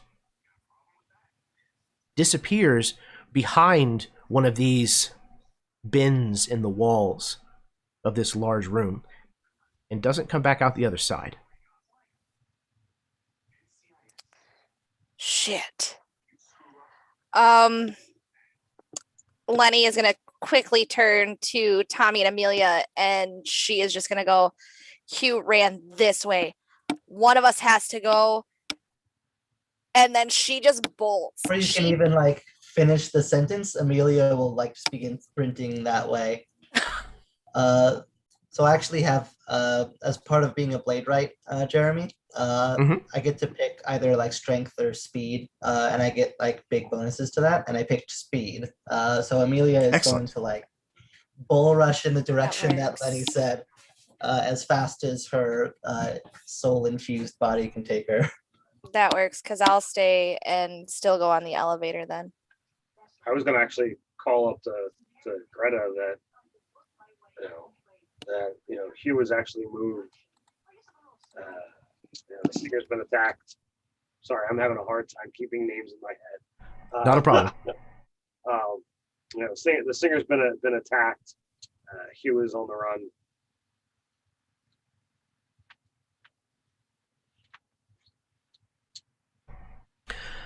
Okay. All of you, if you would, please, let's roll initiatives. These are speed rolls, if I am recalling correctly. Speed roll, and I don't think it's tied to an aptitude at all. It doesn't seem. Oh, well, yeah, I guess Grace. Yeah, that makes good sense. I think that's what we were doing last time, yeah. Yeah, I think that's good. So speed plus Grace. Let's see what everybody has.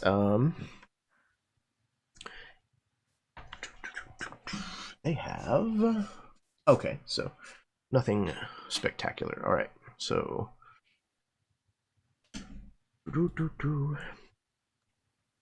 Okay, Amelia has 4. Lenny has 2.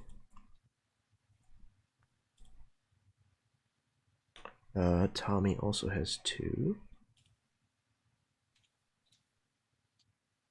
Greta also has 2. And good old Jack has 1. Okay. So, all of you notice, as you kind of start to realize that Sarashino's, left, that he's fled. Fleed? Oh God. So, just about that time, the goons that are scattered throughout the club floor seem to respond to something that they apparently hear, but you do not. And you all watch as these masks kind of like move into position to cover over their faces, and the eyes of these masks glow with an emerald light, and they produce machine guns that seem to likewise glow with an emerald energy. They definitely seem to have been called into action, and it seems like they have emerald eyes for all of you. They seem to be intent on trying to stop you. So, we are now in combat. 4 shades. Amelia, you are up first. All right. Are there any of these goons who have sort of intercepted the path between her and where she saw Hugh run? Definitely. Also important question. How crowded is the space that those goons are in terms of civilians? The club has been fairly packed most of the night. There's a few civilians that are still kind of around where these goons currently are. Most of them have moved away the moment that they saw guns. But the majority of the people seem to have started to congregate towards Esper, or the exits. So there are a few civilians in, I don't know if you'd necessarily say in the way, but in the area around these goons. Right. Would you say specifically that they were within close range? So like in the same range band as the goons? Like what area of effect attacks that only affect that range, would that hit civilians too? Or could I hit at least just a couple goons without causing collateral damage? What kind of an attack is it? Is it like a melee type attack? Yes. Is it like... So, I mean, so they're not like super... anywhere within close range, which is like literally in the same range band as I'm in. So it will hit multiple people, but it will affect the whole area. So let's say that you can place it in such a way that you could hit both goons, but you would hit at least one civilian as well. Okay, then I will not do that. I will instead charge towards the goons. Are they within one move? Yes. All right. And then as she's running towards these goons, like she'll begin glowing with this like crimson aura that will like surround her entire body. She'll like reach in to grab at like what looks to be like the hilt of a sword, but there's no blade attached to it.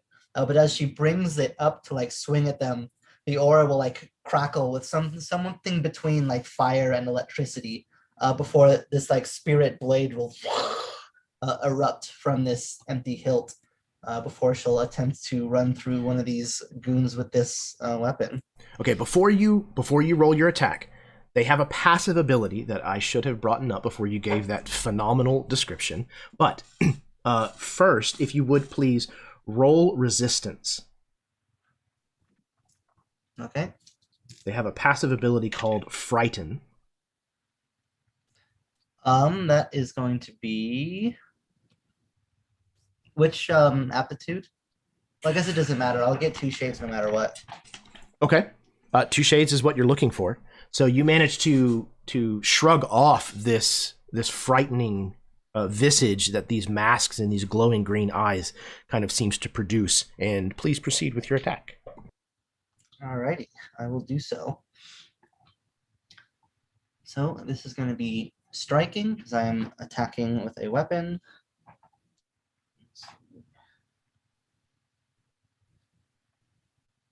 That will be 3 shades of damage, and my heirloom blade ability that I chose, my blade is a spirit blade instead of a normal weapon, so it'll hit resistance instead of fortitude when calculating their the damage that they'll take.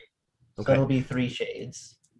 Okay, they do have a resistance of 1, so they will shave a point off of that and take 2 shades of HP damage.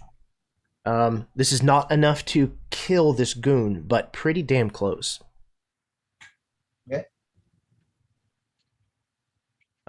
So yeah, what does it look like as you kind of run this goon through and almost finish him off, but not quite?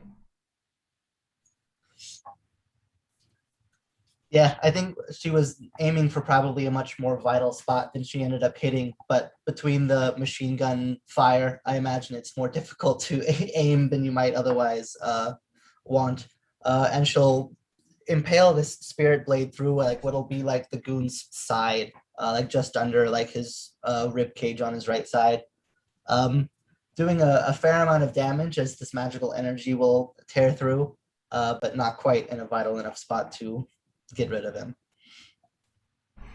Absolutely. And he recoils from the significant strike that your blade has dealt to him, but seems to not quite be ready to call it a night yet.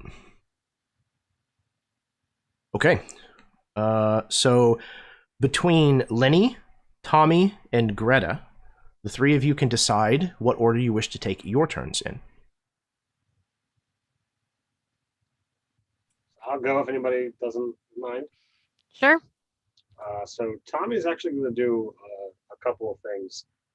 For flavor, since I'm a mask maker, I'll put on, my battle mask that just kind of appears on my face.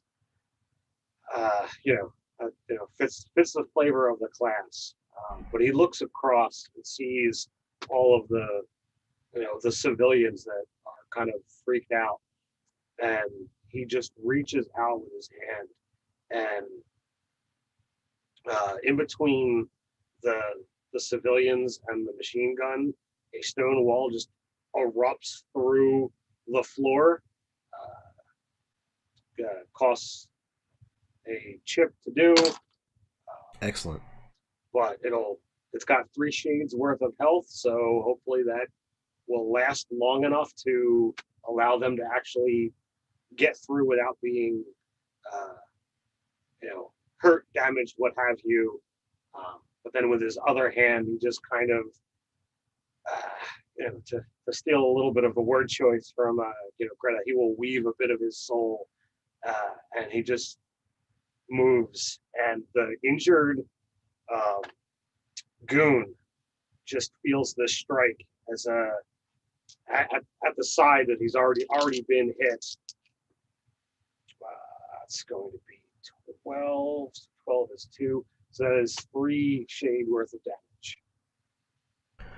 Okay. My soul claw servant just kind of appears next to him and sinks its claws made of my soul right into its side. Excellent. They likewise have a fortitude of 1, or was this a resistance? I guess it doesn't really matter. It doesn't say it uses anything different. It just it does an extra point of damage beyond what I want. Excellent. So you said it was 3 points again? 3 shades? Yes, indeed. Okay. So they're going to shave 1 more off of that, another 2, but that will be enough to finish this injured goon off. So you can go ahead and describe that if you'd like. Yeah, so he basically, as Amelia's blade gets pulled out, and he kind of grimaces in pain. This spectral, almost unseen form appears next to him, and just this barely visible soul claw sinks in and just does him in. But Tommy's hands are clean. He collapses against a table, kind of uprighting it, and glasses and ashtrays and things just go flying everywhere as he falls to the ground dead. People are continuing to scream, run for the exits, run for cover. There's kind of mayhem that is starting to break out here on the floor of the nightclub. So Tommy has gone. Lenny and Greta, between the two of you. What am I seeing up here? Like, are these guys also with the green glowing eyes and the masks and stuff? So, yes, as they are going through this paperwork, frantically looking for whatever it is that they happen to be hunting for, all of a sudden they both kind of look up, almost 1,000-yard stare-ish. Like, they're not necessarily looking at anything in particular. They just stop what they're doing and look up, and you can see these masks kind of appear, probably much the same as you have seen Tommy's do in the past, having worked with him before. They kind of slide over their faces, and their eyes illuminate, and they reach beneath their jackets and produce these submachine guns and begin heading for the elevators.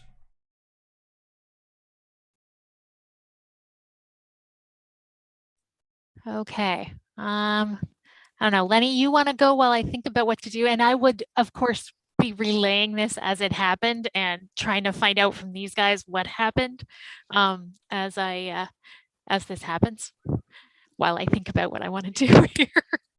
Okay. How many are left in front of or near us? So it looks like still to contend with here in the club, there are still 3 of these individuals, these goons currently. But if what Greta is saying is true, there very likely will be 2 more soon. 2 more. Range-wise, how far away are they from us? If you are back at the elevator, you would be, I would say... Get to the page real quick. I would say that they are medium range from you. Perfect. Okay, good. That works. That's what I need. Well, there you go. I am going to spend 2 chips, and Ooh, this is going to be good. I am going to tell a story of cataclysm. It says, as an action, you tell a story of destruction and calamity, calling forth its power. Roll channel. Each opponent in medium range takes damage equal to your shades. So, ooh, damn. I have a 4 in channel, so I get to roll all 4. So this will be fun. Hell yeah. For 1. For 2, the story that she would tell is a story similar to one that she was told when she was very young. She was told this story of this raging fire that happened, and the fire started out like on the edge of the forest. Somebody was burning wood or burning like blueberry bushes so they would come back better the next year. And the fire just spread, and it took out this entire village. And she explains how this fire and how the heat, you could feel the heat in the air. And it just seems like you can feel that heat and that fire in the air around her. And as she does this, she's staring at the goons that she can see, knowing that Greta is saying 2 more are coming down. And let's roll this. Let's see. I just lost 2 of them. Let's see what they landed on. Grab my flashlight. I got 2 5s, a 4, and a 2. So 16 would be 3 shades. Excellent. Okay. And I imagine this is probably resistance. So 3 shades. So I imagine the way I kind of picture it is as you're kind of telling this this story, maybe you've I don't know, hopped up onto a table, or maybe even the bar itself or something like that, and you're kind of like loudly addressing this entire like room of panicking people, shouting over the din of their panic. And as you're telling this story, the lights in the nightclub all kind of take on this turquoise shade, this flickering firelight that is colored the color of turquoise.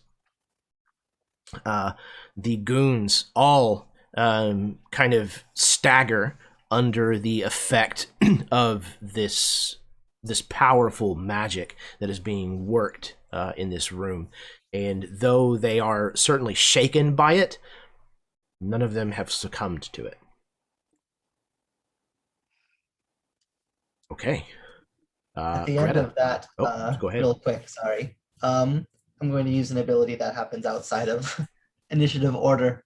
So I have an ability, my other Crimson ability that I would like to use now. Okay. Once per combat, I can shout to an ally to strike. So outside of initiative order, they basically get one free attack or Nice. action of their choice. Mhm. So Tommy is the other one like engaged in melee with these goons with me, right? Yes.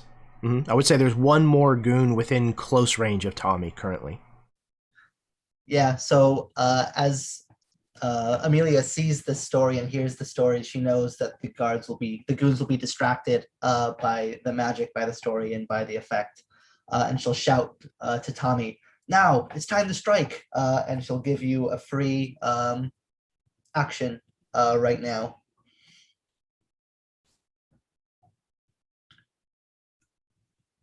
Tommy will gladly have his soul servant make another strike.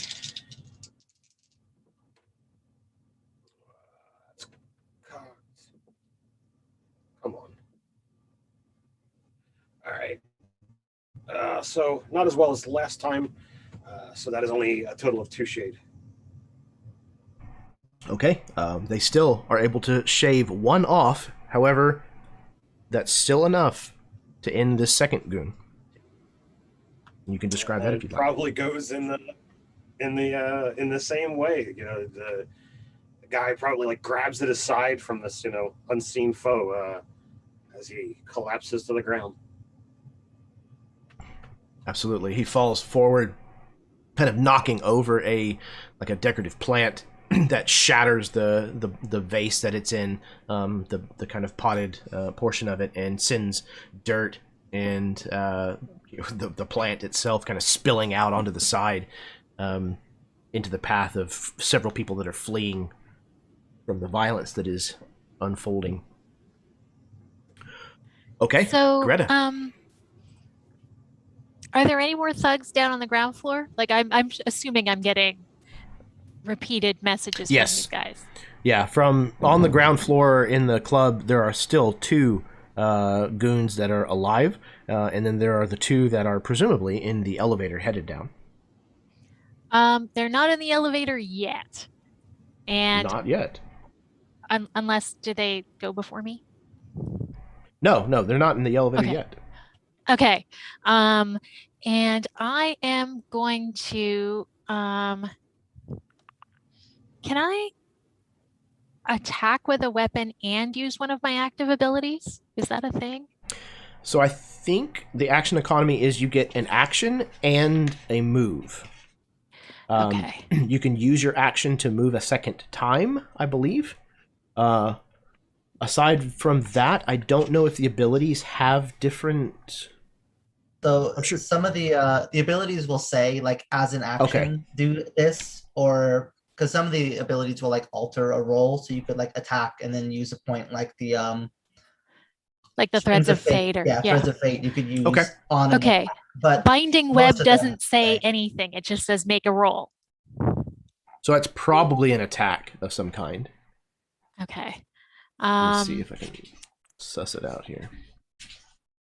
I might have missed it, but yeah, that should be an action. Okay. Have they pushed the button for the elevator yet? Like, is it at this floor? Or do I have some time? No, you have some time. Okay. Then I am going to attack them with needle daggers. I'm going to rush in. Okay, let's see here. So you are outside on the balcony of the penthouse. Mm-hmm. And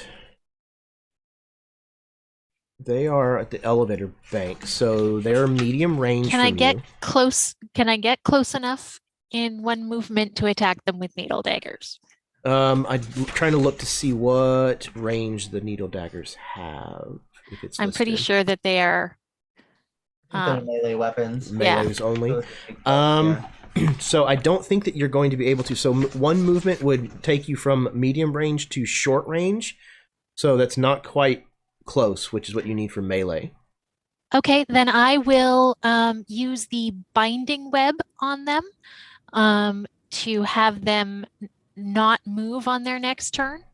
And Okay, excellent. I'll stay outside the window where they hopefully haven't seen me yet. Excellent. Okay. Can I do that with while doing this? Like, is this something that would give me away? Let me see.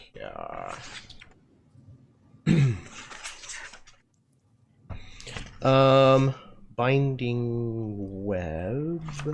I make a channel grace roll. Grace. Choose any number of targets within medium range, and as long as I meet or exceed their resistance, they can't move on their next turn. Okay, excellent.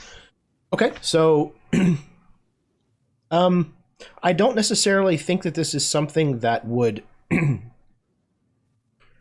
necessarily give away your position.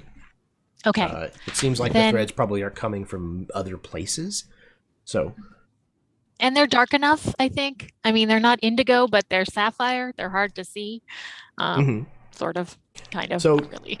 So yeah, well, well, I think we'll leave it to what the dice say. Okay, let me find my numbers here. Grace and channel. Right. I also took a 4 in channel. So that's a 19, and then my grace is 3, so that's a 22. Goodness. Okay, that's 4. That Great absolutely bypasses their resistance. Okay, then I'm also going to attempt to stealthily sneak into the room. Okay. Yeah, absolutely. So let's make a stealth roll. Okay. Plus grace. Go back here to the window that has all of the info in it and find my stealth. My stealth is 3. Haha. This is what I expected to be doing lots of. And that is, what's that? That is a 4. 13 plus. And you said that was grace? Yes. Mm-hmm. Okay, that's a 16, so it's just a straight success. Okay, excellent. So yeah, while they're fighting with these, barely seen threads that are binding them in place, this kind of web-like pattern seems to have sprung up between them and the walls and them and the floor. You manage to use that distraction to open this French door and slip into this office, this penthouse. Awesome. Excellent. Okay, that brings us to Jack. So there's 2 remaining guys in the lobby. Are they each close to each other, or are they separated by distance? No, they're separated by some distance. I would say they're probably within medium range of one another. They're within medium range of one another. Great. So what I'm going to do first is use my lemon ability. Once per combat, cause any one person or object to move up to medium range in any direction. I'm going to bring those 2 guys together. Okay. And the way I'm going to do this, I'm going to it's a crowded place, right? Definitely. So I'm going to tip a waitress's tray, which is going to spill a drink on someone who's going to fall back and knock into someone who's going to be like, hey, and then they're going to punch each other, and then that person's going to go and it moves them together. Yeah. Okay. Well, start a chain reaction that ends up bringing those guys closer to each other. Okay. So do you have to roll for this Rube Goldberg machine, or? It says once per combat, you can use your mastery of your environment to cause one of the following to happen. All the tangibilities just happen. Sweet. Yeah. That's awesome. Okay. No action. And then for my action, I'm going to unsheath my sword, which is glowing intensely yellow. And I'm going to spend 2 chips to do a soul dive And as an action, I'm going to leap up to a medium range before diving down, smashing into the ground as a wave of spirit energy bursts from you. Roll striking spirit. Anyone in close range when you land takes that many shades of resistance damage -1. Actually, sorry, I'm not going to do soul dive. I'm going to do great cleave instead. I think that one's a little better, actually. Ooh, okay. As an action, whether in a flurry of blows or one great strike, you deal massive damage. You hit all enemies within. When you use this ability, you hit all enemies within close range instead of only one target. So I'm just going to deal damage to all of them. And my sword is a heavy blade. So that means I add an extra shade of damage to the result. Okay. So this regular would be- attack Yeah, on striking. everyone. Okay, so yeah, against the 2 that remain. I mean, Yeah. unless you're planning on trying to include the civilians and things that are still around. Nope, just those guys. I didn't figure. Okay. So that'll be striking and prowess. Great. Oh man, I rolled so poorly. Okay, so I rolled a 1, 1, 2, so 4 plus 3 is 7. Oh, buddy, at least I get an extra shade with my heavy weapon. Okay, yeah. So 7 would be 1 shade. An extra shade Yeah, would bring so I it to get 2. 2 shades, that's so it, each. They shave off 1 because of their fortitude, so that's back down to 1. However, they currently had 2 shades of damage on them, and their threshold is 3. So even though it was not your best performance, Kilimanjaro Jack, you can describe how you finish off both of these last 2 goons. What are you talking about? He is so good. He knew that he didn't have to do a whole lot to finish them off. It's like, That's exactly look, this is just a casual. You know, it They're not looked worth full effortless. I am picturing, have you seen Muppet Treasure Island? Of course. When they are sword fighting and Kermit and Tim Curry and they're Yes. and it's just all the clothes. Yeah. I did that, but it cut a little deep, so it's just a lot of cuts on all of them. That was enough to take them out. But Kermit the Frog style. Kilimanjaro Jack is now Kermit the Frog in my mind. He's But Kermit yellow. the Frog. He's Kermit the Frog as Alan Quartermain. I like it. I can get behind this. Awesome. So I spent 2 chips to do that. Just enough. All right. So, on the main floor, there is no resistance remaining. All of these goons have been swiftly and deftly dealt with. However, the 2 that are upstairs, still bound by this web. Is there a possibility that they can escape that? Do they have to try to break their No, way I think out? they already tried that with their resistance versus having it apply to them, didn't they? I mean, The binding web is basically on their next turn, so they can't move on the next turn that they take, Cannot and they'll move be on able their to next move turn. on the next turn after that. So this is currently their turn, so they just wouldn't be able to move this turn. Is that right? They can't move this turn, yeah, and then next turn they'll be able to have broken free. Okay. But they can still attack if they wanted to, if they can find me. if they can find you. Mm-hmm. Okay. All right. Not knowing that you're there, not knowing the source of where these binding webs came from, instead they are going to try to struggle against them and basically waste their turn at this point. Okay.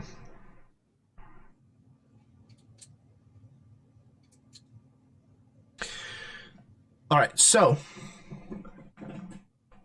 we're going to go back around to the top with Amelia.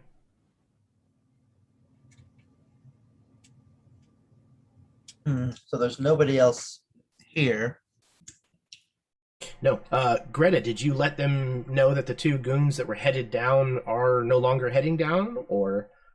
I let them know that I was intending to do that, but Okay. I was silent once I went into the room since I'm being stealthy. Ooh, fair. Okay. So To be fair, it's telepathic communication, so I don't know if that. that's requires- Oh, also right, true. right. That's also true. Yeah, so I would tell them that they're temporarily immobilized, and that I'm going to attempt to deal with one of them my next turn, well, not my next turn. Yeah. But that I could use some backup. That's what I'll say. Okay.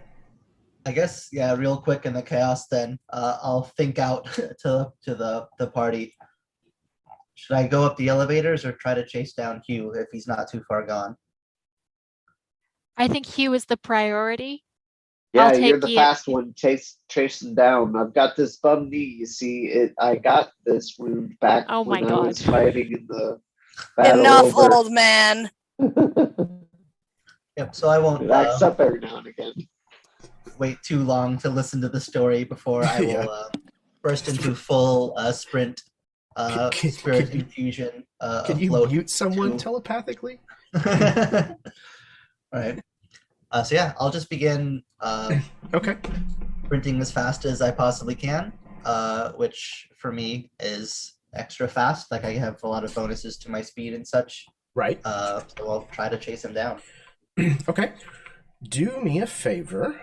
Get a roll from you. Let's do sense plus spirit. Okay. Let's see. It's not my specialty.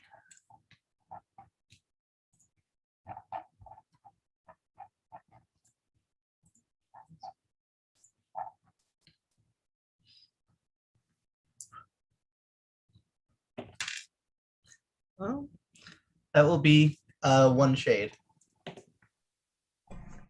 Okay, one shade is success at a cost. Okay. Okay. You very quickly move to where you were told that Sarashino had disappeared, where it was that Lenny saw him kind of duck behind. And as you kind of move to follow, you kind of step into this small little alcove, essentially, that's kind of formed by the back of the wall of the bar and a pillar that's nearby. It's just like this real small, no more than like 5 foot by 5 foot space, but there's nothing there. But at first, or at least at first, that's what you notice. But after just a moment, you realize there's a break in the pattern of the decor.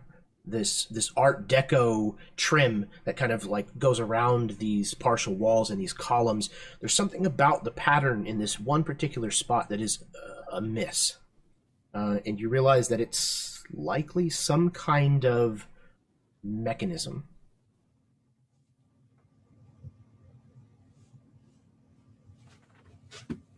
All right, and I don't know where we're at in the action economy. If it was my turn to get there or not. So it was a move to get there, and I'm not gonna like. Okay. Did you use an ability? I don't think you did you? No. Yeah. Yeah. So you Not still have yet. your action. Perfect. I'm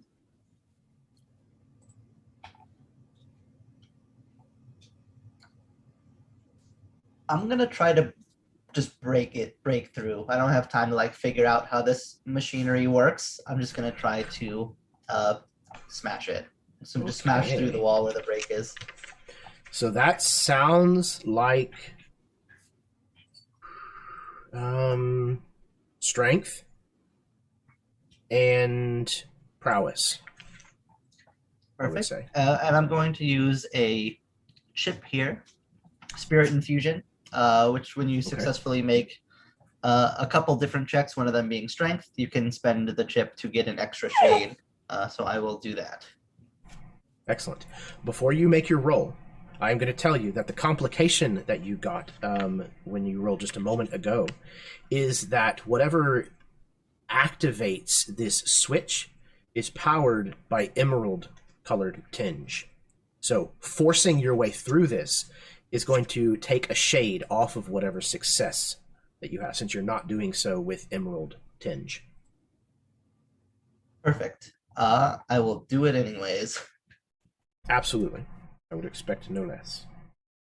All right, and I got 11 on my roll, which is 2 shades plus 1 from the spirit infusion will put me at 3. Okay. So yeah, how do you force this magical switch to open for you? Yeah, so she'll see like the perhaps like the tinge of green coming through the mechanism, and she'll like stop for just a quarter of a second to like see if she can figure out how it works, and then realizing she doesn't have time, will the crimson aura that's sort of been surrounding her will like flare up, like Dragon Ball Z style, just this like burst of energy outwards, before she'll just like charge headlong into this thing, just smashing straight through the wall here, as her strength is significantly increased by the spirit infusion. Absolutely. You smash in through this this wall section that's just beside this switch, and it flings open and kind of slams against the interior wall in this secret passage. Essentially, it's just 10-15 feet of a hallway, but it ends in what looks like a private elevator.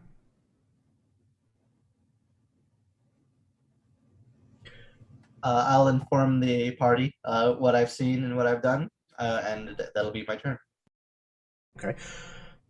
As if on cue, before we get to the next band of hero actions, there's this soft noise in the penthouse. And you, Greta, hear the sound of wood kind of sliding against tile. This kind of noise. Looking in that direction, you see Hu Sarashino making his way into the penthouse from behind a bookcase. I will, of course, pass this on to the others because, yeah. All right. He walks into the room and he sees the two goons near the elevator messing around with these sapphire-colored strands.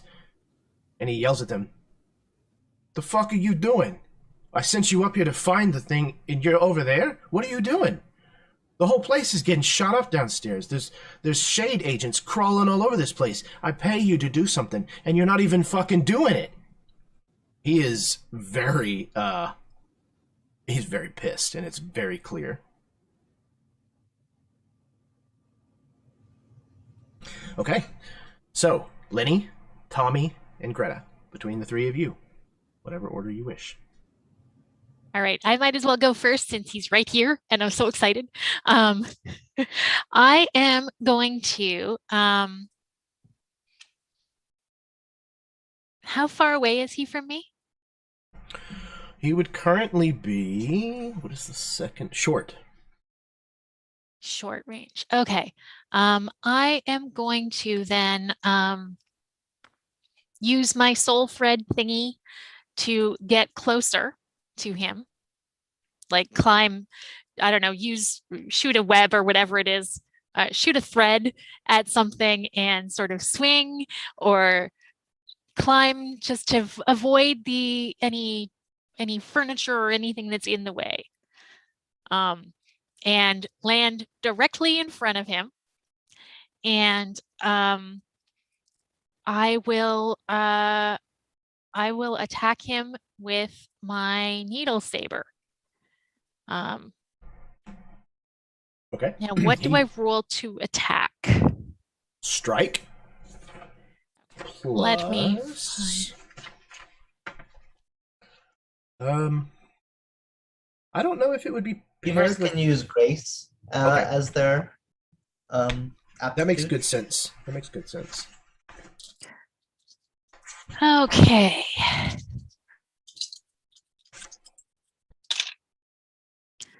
So that is 11 plus grace is 14.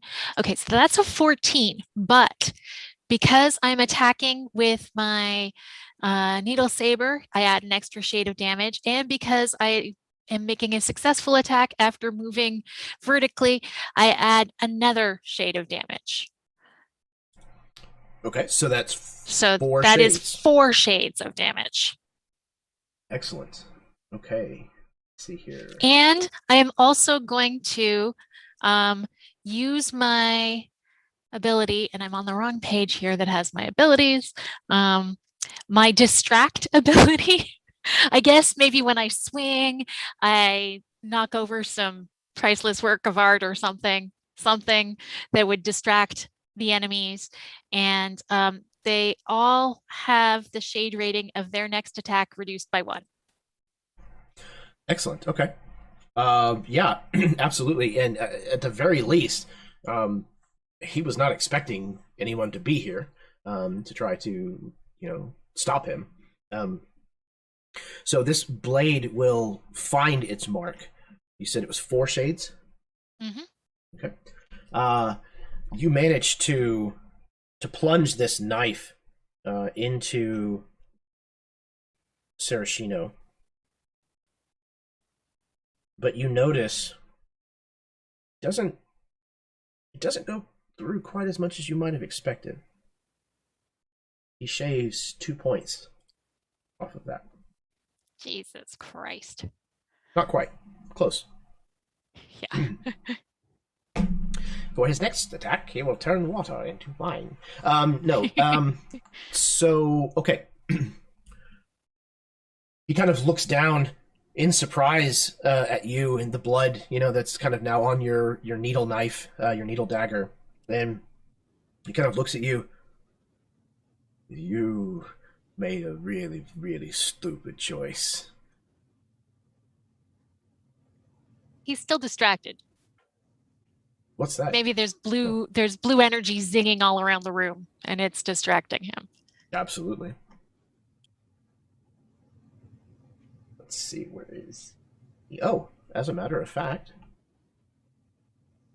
he has a 3 initiative. Awesome. Yay.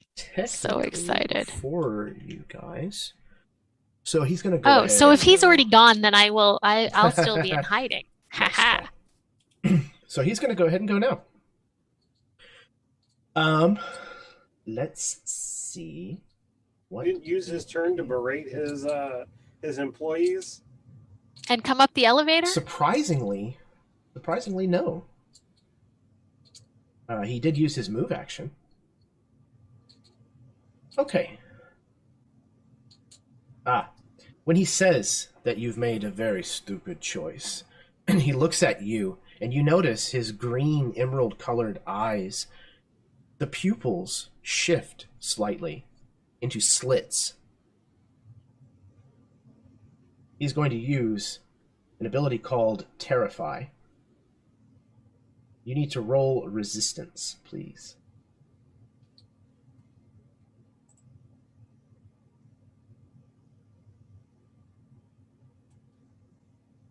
Okay, so is resistance plus anything, or is it just straight up? I think as a defense, I think this would be resistance, or not resistance. Yeah, resistance plus spirit. All right, that is not very good.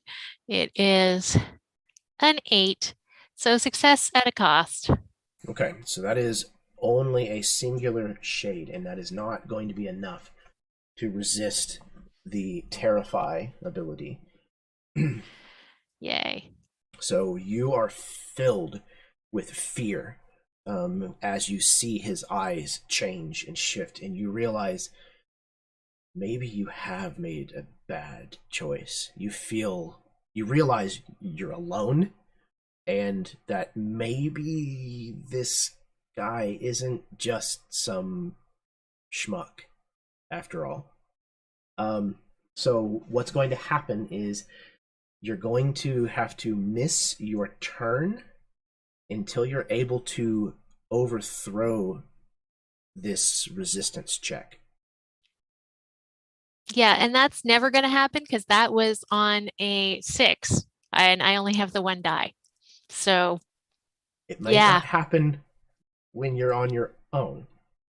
There might be people who can help you, hopefully. Hopefully. Yeah, at least I can't run away from him, right? I mean, because I've already used my movement. Yeah, no, you're kind of cowering on the floor at the moment. Yay. Yeah. So I can assist as a free action and automatically add an extra shade. But you're not in the room. You're not here Not yet. currently. Okay, yeah. Yes. Oh, yes. no, I'm not saying now. Yeah, got Okay. it. When I get there. Yeah. Yes. Absolutely on Yeah, future rolls. I've got a quick question, Jeremy. One Okay. of the Lemon's abilities is get the party to a location significantly quicker than would otherwise be possible.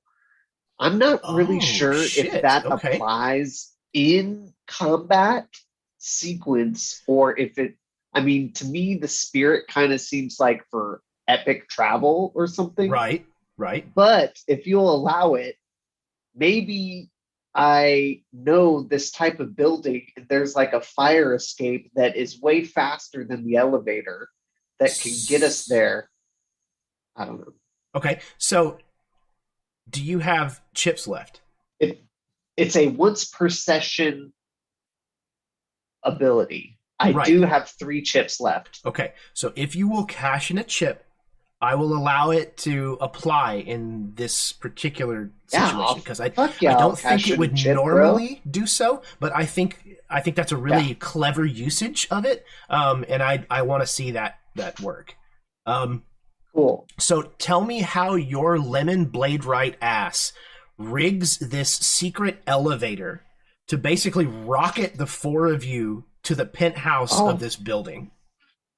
Oh, that's great. Yeah, I know this model of elevator really specifically. There's a limiter on the voltage, and the voltage controls the speed of the elevator. If you just rip out that limiter, it's no problem. You can crank up that voltage and fly right up there. We used that to one time when we were trying to get all of this gold out of a canyon that we were looking for, and we needed to get out of there quick because it was flooding. No. Oh yeah. He doesn't even have time to finish the story before the elevator reaches the top and like ding, like the doors open. So Lenny's like stuck to the wall, like, oh shit. So I imagine that we're getting some of the fear feedback from Greta. Sure. Lenny, I believe you and I were the ones that shared the 2 initiative. Yes. So if you don't mind, I got something I can do here. So I will throw my assist towards Greta, and then I'm going to use 2 of my chips. And I am going to send one of my illusory into Hu and his associates and do an illusory soul bomb. So this can be fun. Let's see if I roll well. This is at Sarashino. So this is any enemies within short range. Okay, good. So you can exclude Greta from the effects of whatever this is. All right, so that's 6, 12, 15, 18, 20, plus 2. 20. Plus 2 shades or plus 2 to the result? Holy shit. So that many shades plus 2 against their resistance. So that's 6 shade. If I'm reading that correctly. Okay. 6 shades. Goodness gracious. All right. Okay. Going to be shaving 2 points off from that. but will still take 4. Yeah, so he's still very much in this fight, but that was a significant impact. So what did that look like?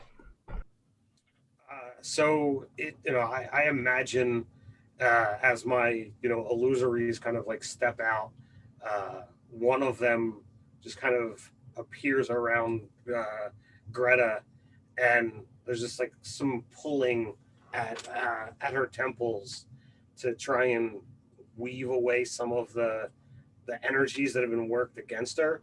Meanwhile, the other one just has this network of purple lines coming off of me as it charges across the room, and this when you've got a heat wave where you can see the lines of heat, but there's like no actual thing there. I imagine that just kind of explodes around the 3 of them, causing that much damage. I imagine the grunts stop moving. How? It's all the enemies within what range? Sure. Okay, so they're on the other side of the penthouse. They're by the elevators still. They still haven't moved. They're still. Out of the elevator. You guys came out of the hidden elevator behind the bookcase. Okay. Yeah. All right. I'm sorry. Nope. I thought that this would be. I'd get all of them, but oh well. I mean, you certainly messed him up. But no, the other 2 goons are just too far away at the current time. Sure. No worries. Okay, so that means Lenny still needs to go. Yay. Again, after Lenny has her oh shit moment in the elevator and comes out and she sees everything that's happening. Oh, do I want to do it? Yes. Do I? Shh, hush you.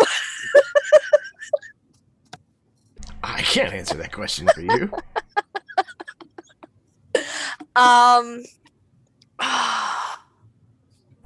What would Shia LaBeouf say? Do it. Do it. Okay, I guess I'm gonna do it then. I am once again going to spend my last 2 chips and cast Story of Cataclysm again, and okay, I have to make sure that it's medium range. So if I need to move, I will move. So from where you guys have exited the hidden staircase, if you're targeting Sarashino, absolutely, he's within short range. The goons would be within medium range. Okay. So I'll do the goons. Take out the, extras. And once again, this time she'll tell some story that she had read about a flood, about how it rained and rained and rained, and this rain comes pouring and it goes on for a week until it just floods the entire area. Trees get ripped down and they're crashing into houses and they're crashing into buildings and they're just bringing stuff down, and nature's basically trying to take it back. And so once again, that's a channel, so don't fail me, dice. Oh my goodness. So that's a 19. That's a very good number. So okay. 3 shades again. 3 shades. 1 off from 4. Dang. So they shave 1 off. They're going to both take 2. So it's not quite enough to finish them off, but they are definitely reeling once again from this turquoise, like, empowered tale of horror with a PSA.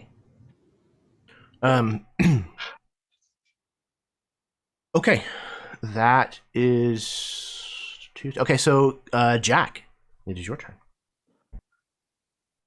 Lovely story, Lenny. That reminds me of a time when I was stuck in a crazy tropical storm on this island. We had to flee the beach. And as I was fleeing the Listen, beach, I old had man, I will throw you out the window. So as Kilimanjaro Jack is telling his story, he's going to kind of nonchalantly bring out his sword and just go at Maraschino Cherry as hard as he can with his sword. Okay. So yeah, it's So I think striking it's- plus prowess. Yep, striking plus. Okay, and also I'm going to use my last 2 chips for Great Cleave. So since I'm targeting just him, I'm going to add 2 shades. And I've got all my chips spent now. Oh, goodness. Okay. So come on, big money.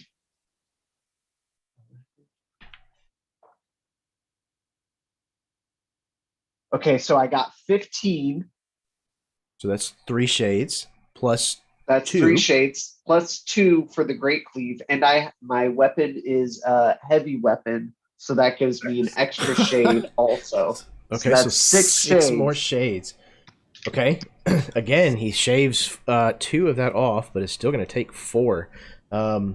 He still is kicking, but this barrage of abilities and magic, these attacks have thrown him kind of into the bookcase a couple of times, kind of knocking tomes off of the library shelves in this office, and I know he the guy who is. wrote this. He's dead already.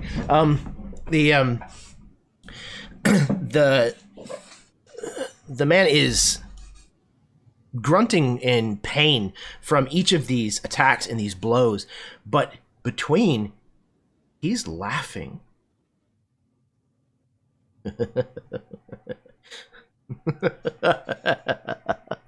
You dumb bunch of fucking morons. You have no idea.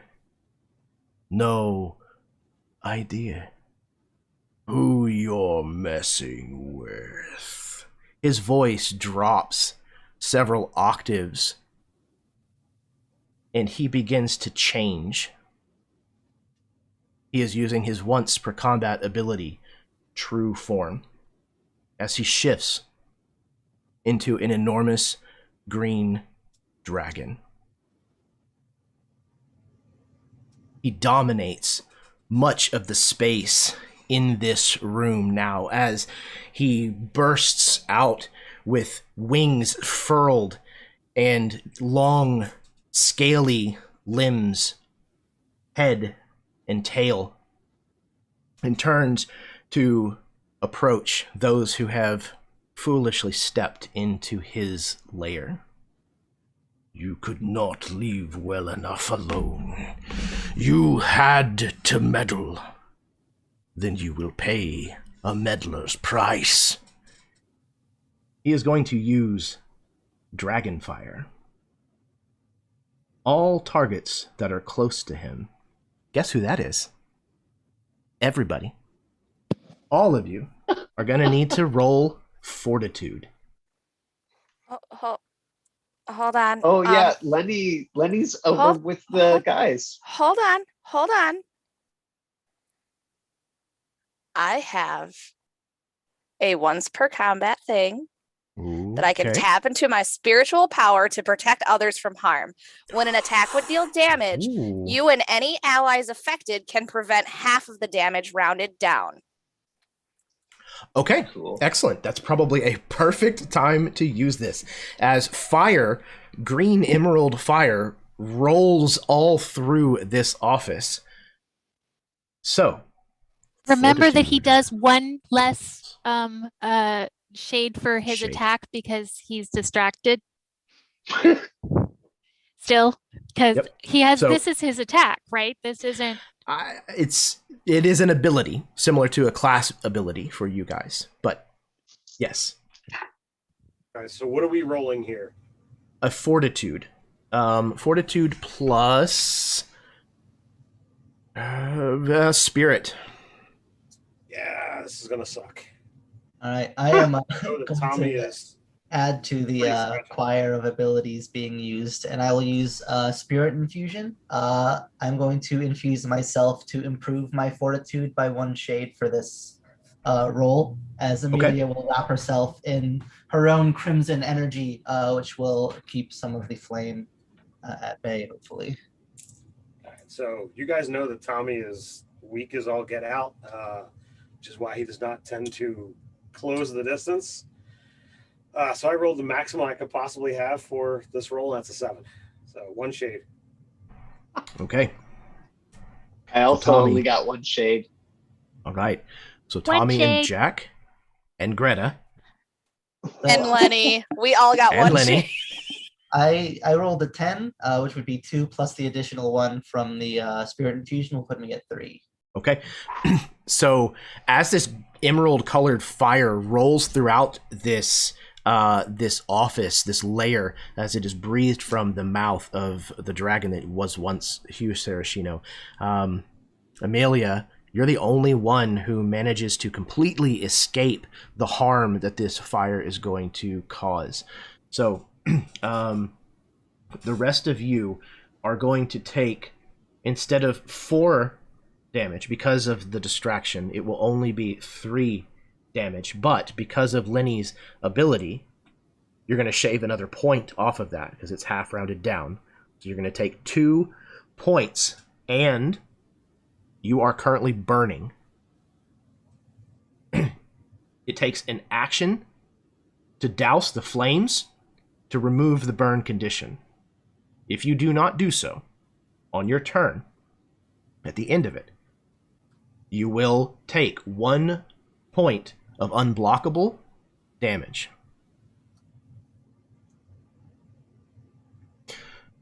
So how is health calculated here? I don't So remember how.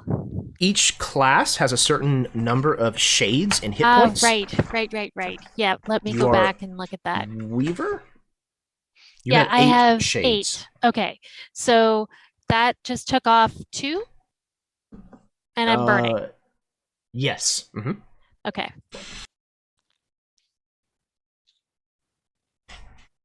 Okay. All right. That was... Oh, damn it. Amelia, I think you were actually supposed to go before him because you had 4 shades on your initiative. So that's my apologies. You can go ahead and take your turn now. All good. Yeah, it was a good moment for a boss epic transformation moment, so I'll allow it. So Amelia, having staved off this dragon's breath, is using the time from this transformation and from the fire to bolster herself, to charge up as much as she possibly can. So how I think I'm gonna flavor this is, as this like emerald fire is sort of roaring all around us, Amelia will reach out with what spirit energy she has left. I'm gonna use basically my 3 remaining chips, 2 of which to do Great Cleave for this attack, and then another one for Spirit Infusion just to up my striking for this turn. And what I think lends the extra force to this is, as this emerald energy is roaring around, she'll like roar up as much as her own energy as she can, with some of this emerald lingering energy sort of getting trapped within the crimson energy sort of roaring around her, as she will take the energy from this blast attack to charge it and channel it into her own, the green and the red like mixing together, before she'll just take one like giant cleaving strike at this dragon and hopefully deal some real damage. And I rolled already, knowing I was going to do this, and I got 20 with everything added up. So that's going to be 4 shades, plus 2 from Great Cleave is 6, plus 1 from Spirit Infusion is going to be 7 shades. Okay. So that's 7 shades incoming. When Hu transformed into his true form, he gets a +1 to his damage, his fortitude, his resistance, and to the range bands of all of the effects that he's able to do. So his fortitude went from a 2 to a 3. So 7 incoming, 3 off. That's 4 that he's going to take. Don't you have your spirit weapon, so he has to do resistance? Yeah, it's instead of resistance fortitude? for him. Yeah. Okay. They're the same. Fortitude and resistance are the same. Okay. Ah, Okay, so that's 4 incoming. Okay. Now, does the damage we already did, does that look like it's still there? Or is he Oh, yeah. fresh? No. He definitely is still wounded and bleeding. As a matter of fact, Amelia, you may describe what it looks like as you slay Hu Sarashino the dragon. Yeah, the time that this dragon thought it was using to power up was just enough time for Amelia to power up as well. Just standing and rooting herself in place, all the energy that would normally go towards speed or durability, just all being focused into this like single slash that she has to do to save herself and her companions, more than likely. And as the dragon's head pulls back up after breathing this fire all over the room, Amelia will just step towards it with just one big step before this huge lumbering strike with the sword will leaving a crimson after image of an arcing slash across. As this dragon will just be cut from the top side of its neck all the way across the front of its chest. The spiritual blade digging deep and cutting straight through any of the ribs and bone that a dragon like this would have to defend itself. And his overconfidence will be to his end as he imagined himself invincible when in reality the 4 of us were enough to take him down. He collapses, smashing, the mahogany desk that kind of sits in the center of this room, shattering several of the lamps that glow nearby. It's scattering all of those papers that have been gathered and kind of gone through just moments before by his goons. It does not take long to dispatch the 2 goons after their boss has been felled. And you find one of the other bookcases slightly open. Behind it is a large walk-in vault, the walls of which are stacked and lined with ingots of platinum and gold. There is an obscene amount of money in this vault. However, in the center, seated on a table, a small table that doesn't seem to belong in this vault, there are 2 items. One is a document. Greta, you notice that little unique feature that you noticed before from the note on the napkin is present in the signature that signed this document. It doesn't look like it was intended to be there, but there's just a little telltale loop or something that gives it away. Because the signature on this paper is that of Hu Sarashino. And it's documenting Esper La Trodé as the co-owner of the Trapdoor nightclub.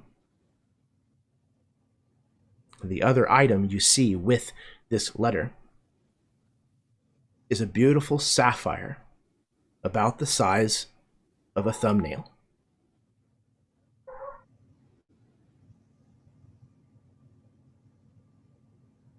I am so confused right now.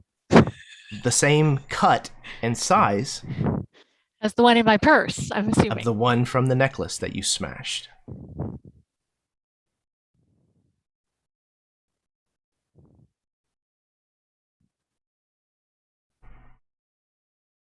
Do you wish to do anything with this sapphire or with these items?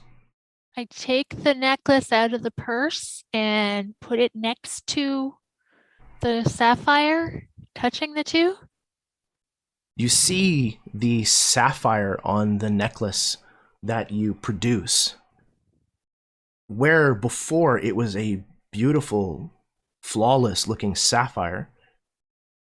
It looks like plastic now. Its sheen, its luster seems to have faded or disappeared, or perhaps the magic had left it. But the sapphire that's on this pedestal is still a flawless gemstone.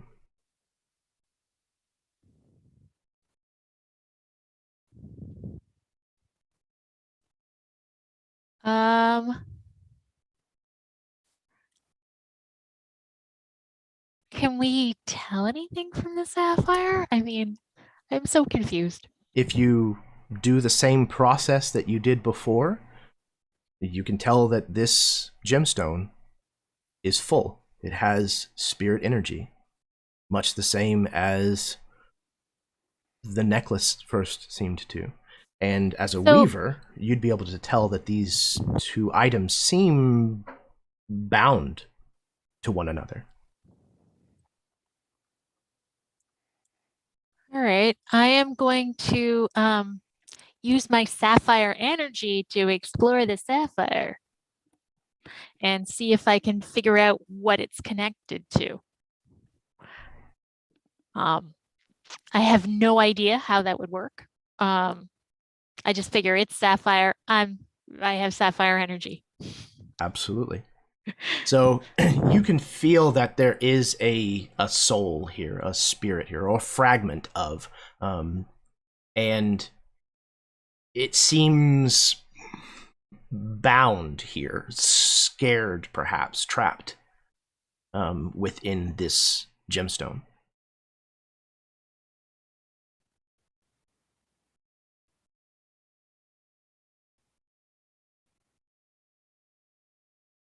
What do you guys think?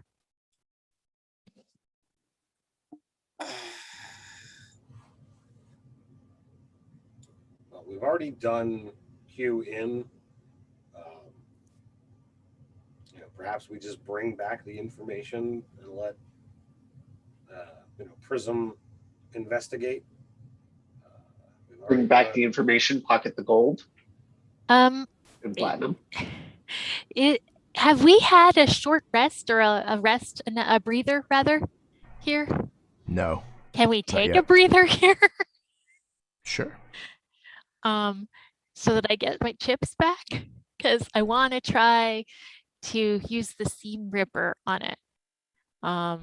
Okay. Yeah, let's say after or at some least use time, one of my abilities on it. Yeah. Yeah. After some time, you have, thoroughly categorized, inventoried the pieces of the inside the vault here, and you manage to reach inside and seam rip this gemstone, the soul from this gemstone. And as you do so, we pan down to the alley, that backstage door, as we see a stretched limousine pull up behind the club, and a woman climbs into the back. Her and the limousine both are sleek and exquisite. As the robot chauffeur comes around, we cut back downstairs inside the club, where the police are now moving the body of Esper La Trodé. In the moment that Greta has seam ripped this soul from this sapphire, we see the body of Esper La Trodé change in the hands of the police, to reveal none other than the body of Bella Devane, the other singer We Right. cut back to the alleyway just as the chauffeur begins to shut the door. And we see Esper La Trodé in the back seat, alive and well. She stares straight into the camera, smiles with a fanged grin, and says with a wink of 4 of her 8 eyes, he had it coming. That is where we're going to end our game.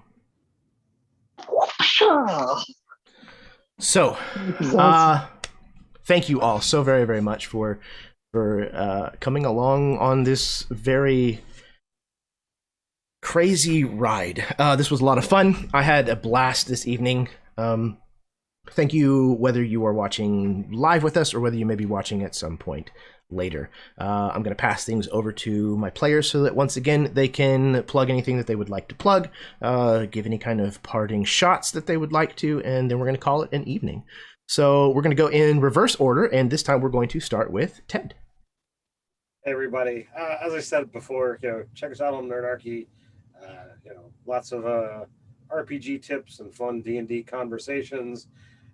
We got the live channel too if you want to watch gameplays or interviews. And of course, you can always find me and Jeremy over on Mini Train Domain for Dawnbringers on Thursday nights. It's a blast. We get to be cousins. Dwarven hilarity. It's fun for all. Without a doubt. Yeah, that has been one of my favorite parts about the Dawnbringers, honestly, is having someone else who wallows down in the messy parts of the fights that we are constantly facing in that game.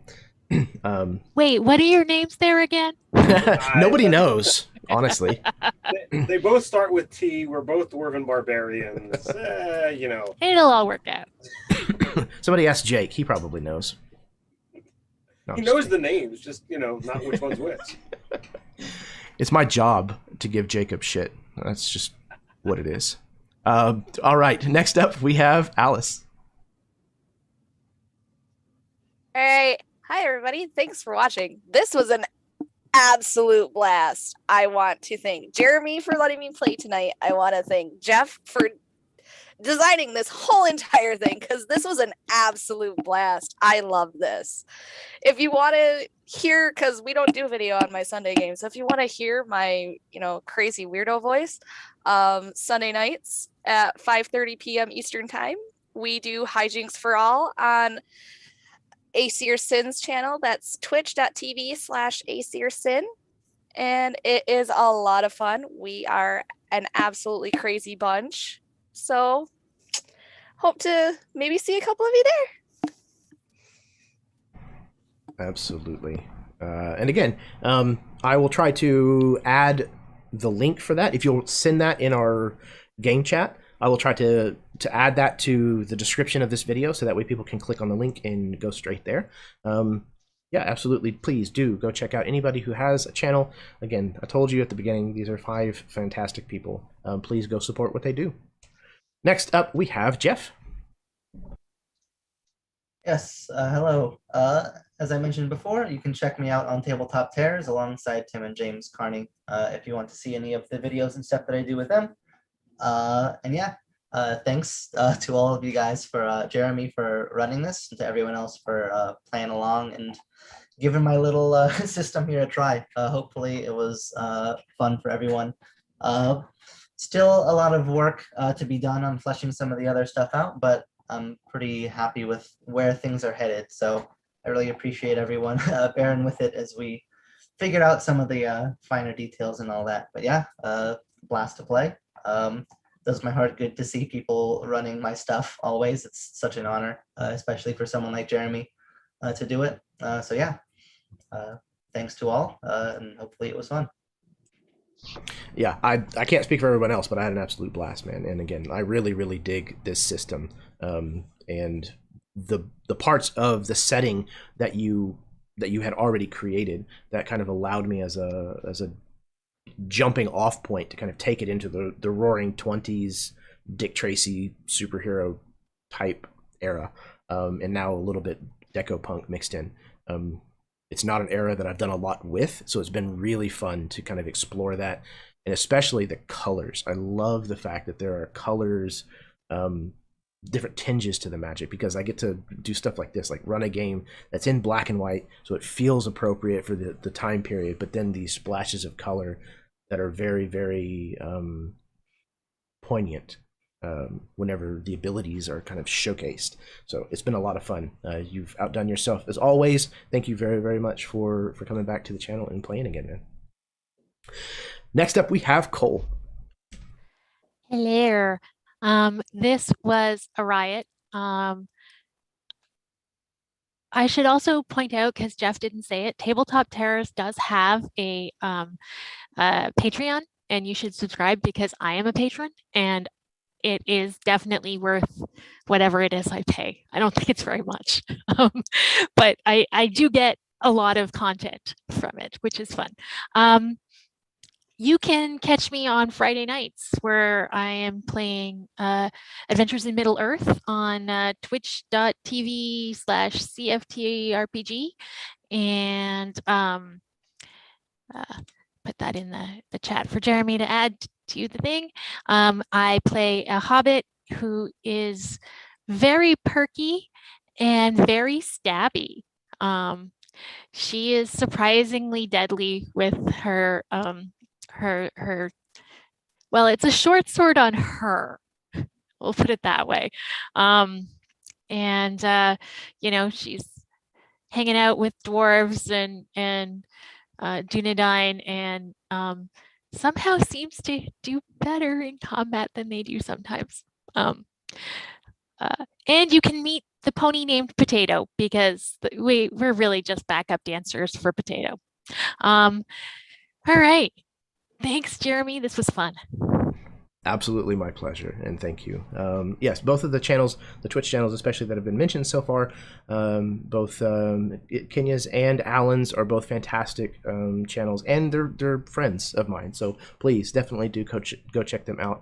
I will be adding that to the description of the video as well, because Lionel is running the game over on Alan's channel. Lionel is also a friend, so love all around. Please go and support. Speaking of love all around, last but certainly not least, Philip. Thanks. This is a really fun game. Thanks, Jeremy. Thanks, Jeff. Thanks, all the players. It's great. A man of few words. I love it. Thank you, Philip, very much for coming back and playing another game here, man. Yeah, this has been a blast. Thank all of you so much for bringing these really fun characters, and for going along with the crazy shit that I threw in your direction with a smile. It's been a ton of fun. What a great way to spend a Wednesday. So that's it. I'm done. I don't have anything else to add. Thank you again, Jeff, for making a fantastic system. And thank the 5 of you for agreeing to play in this game. It's been a blast. And for all of you out there in TV land, until next time, may your dice roll high, and your snacks always be within reach.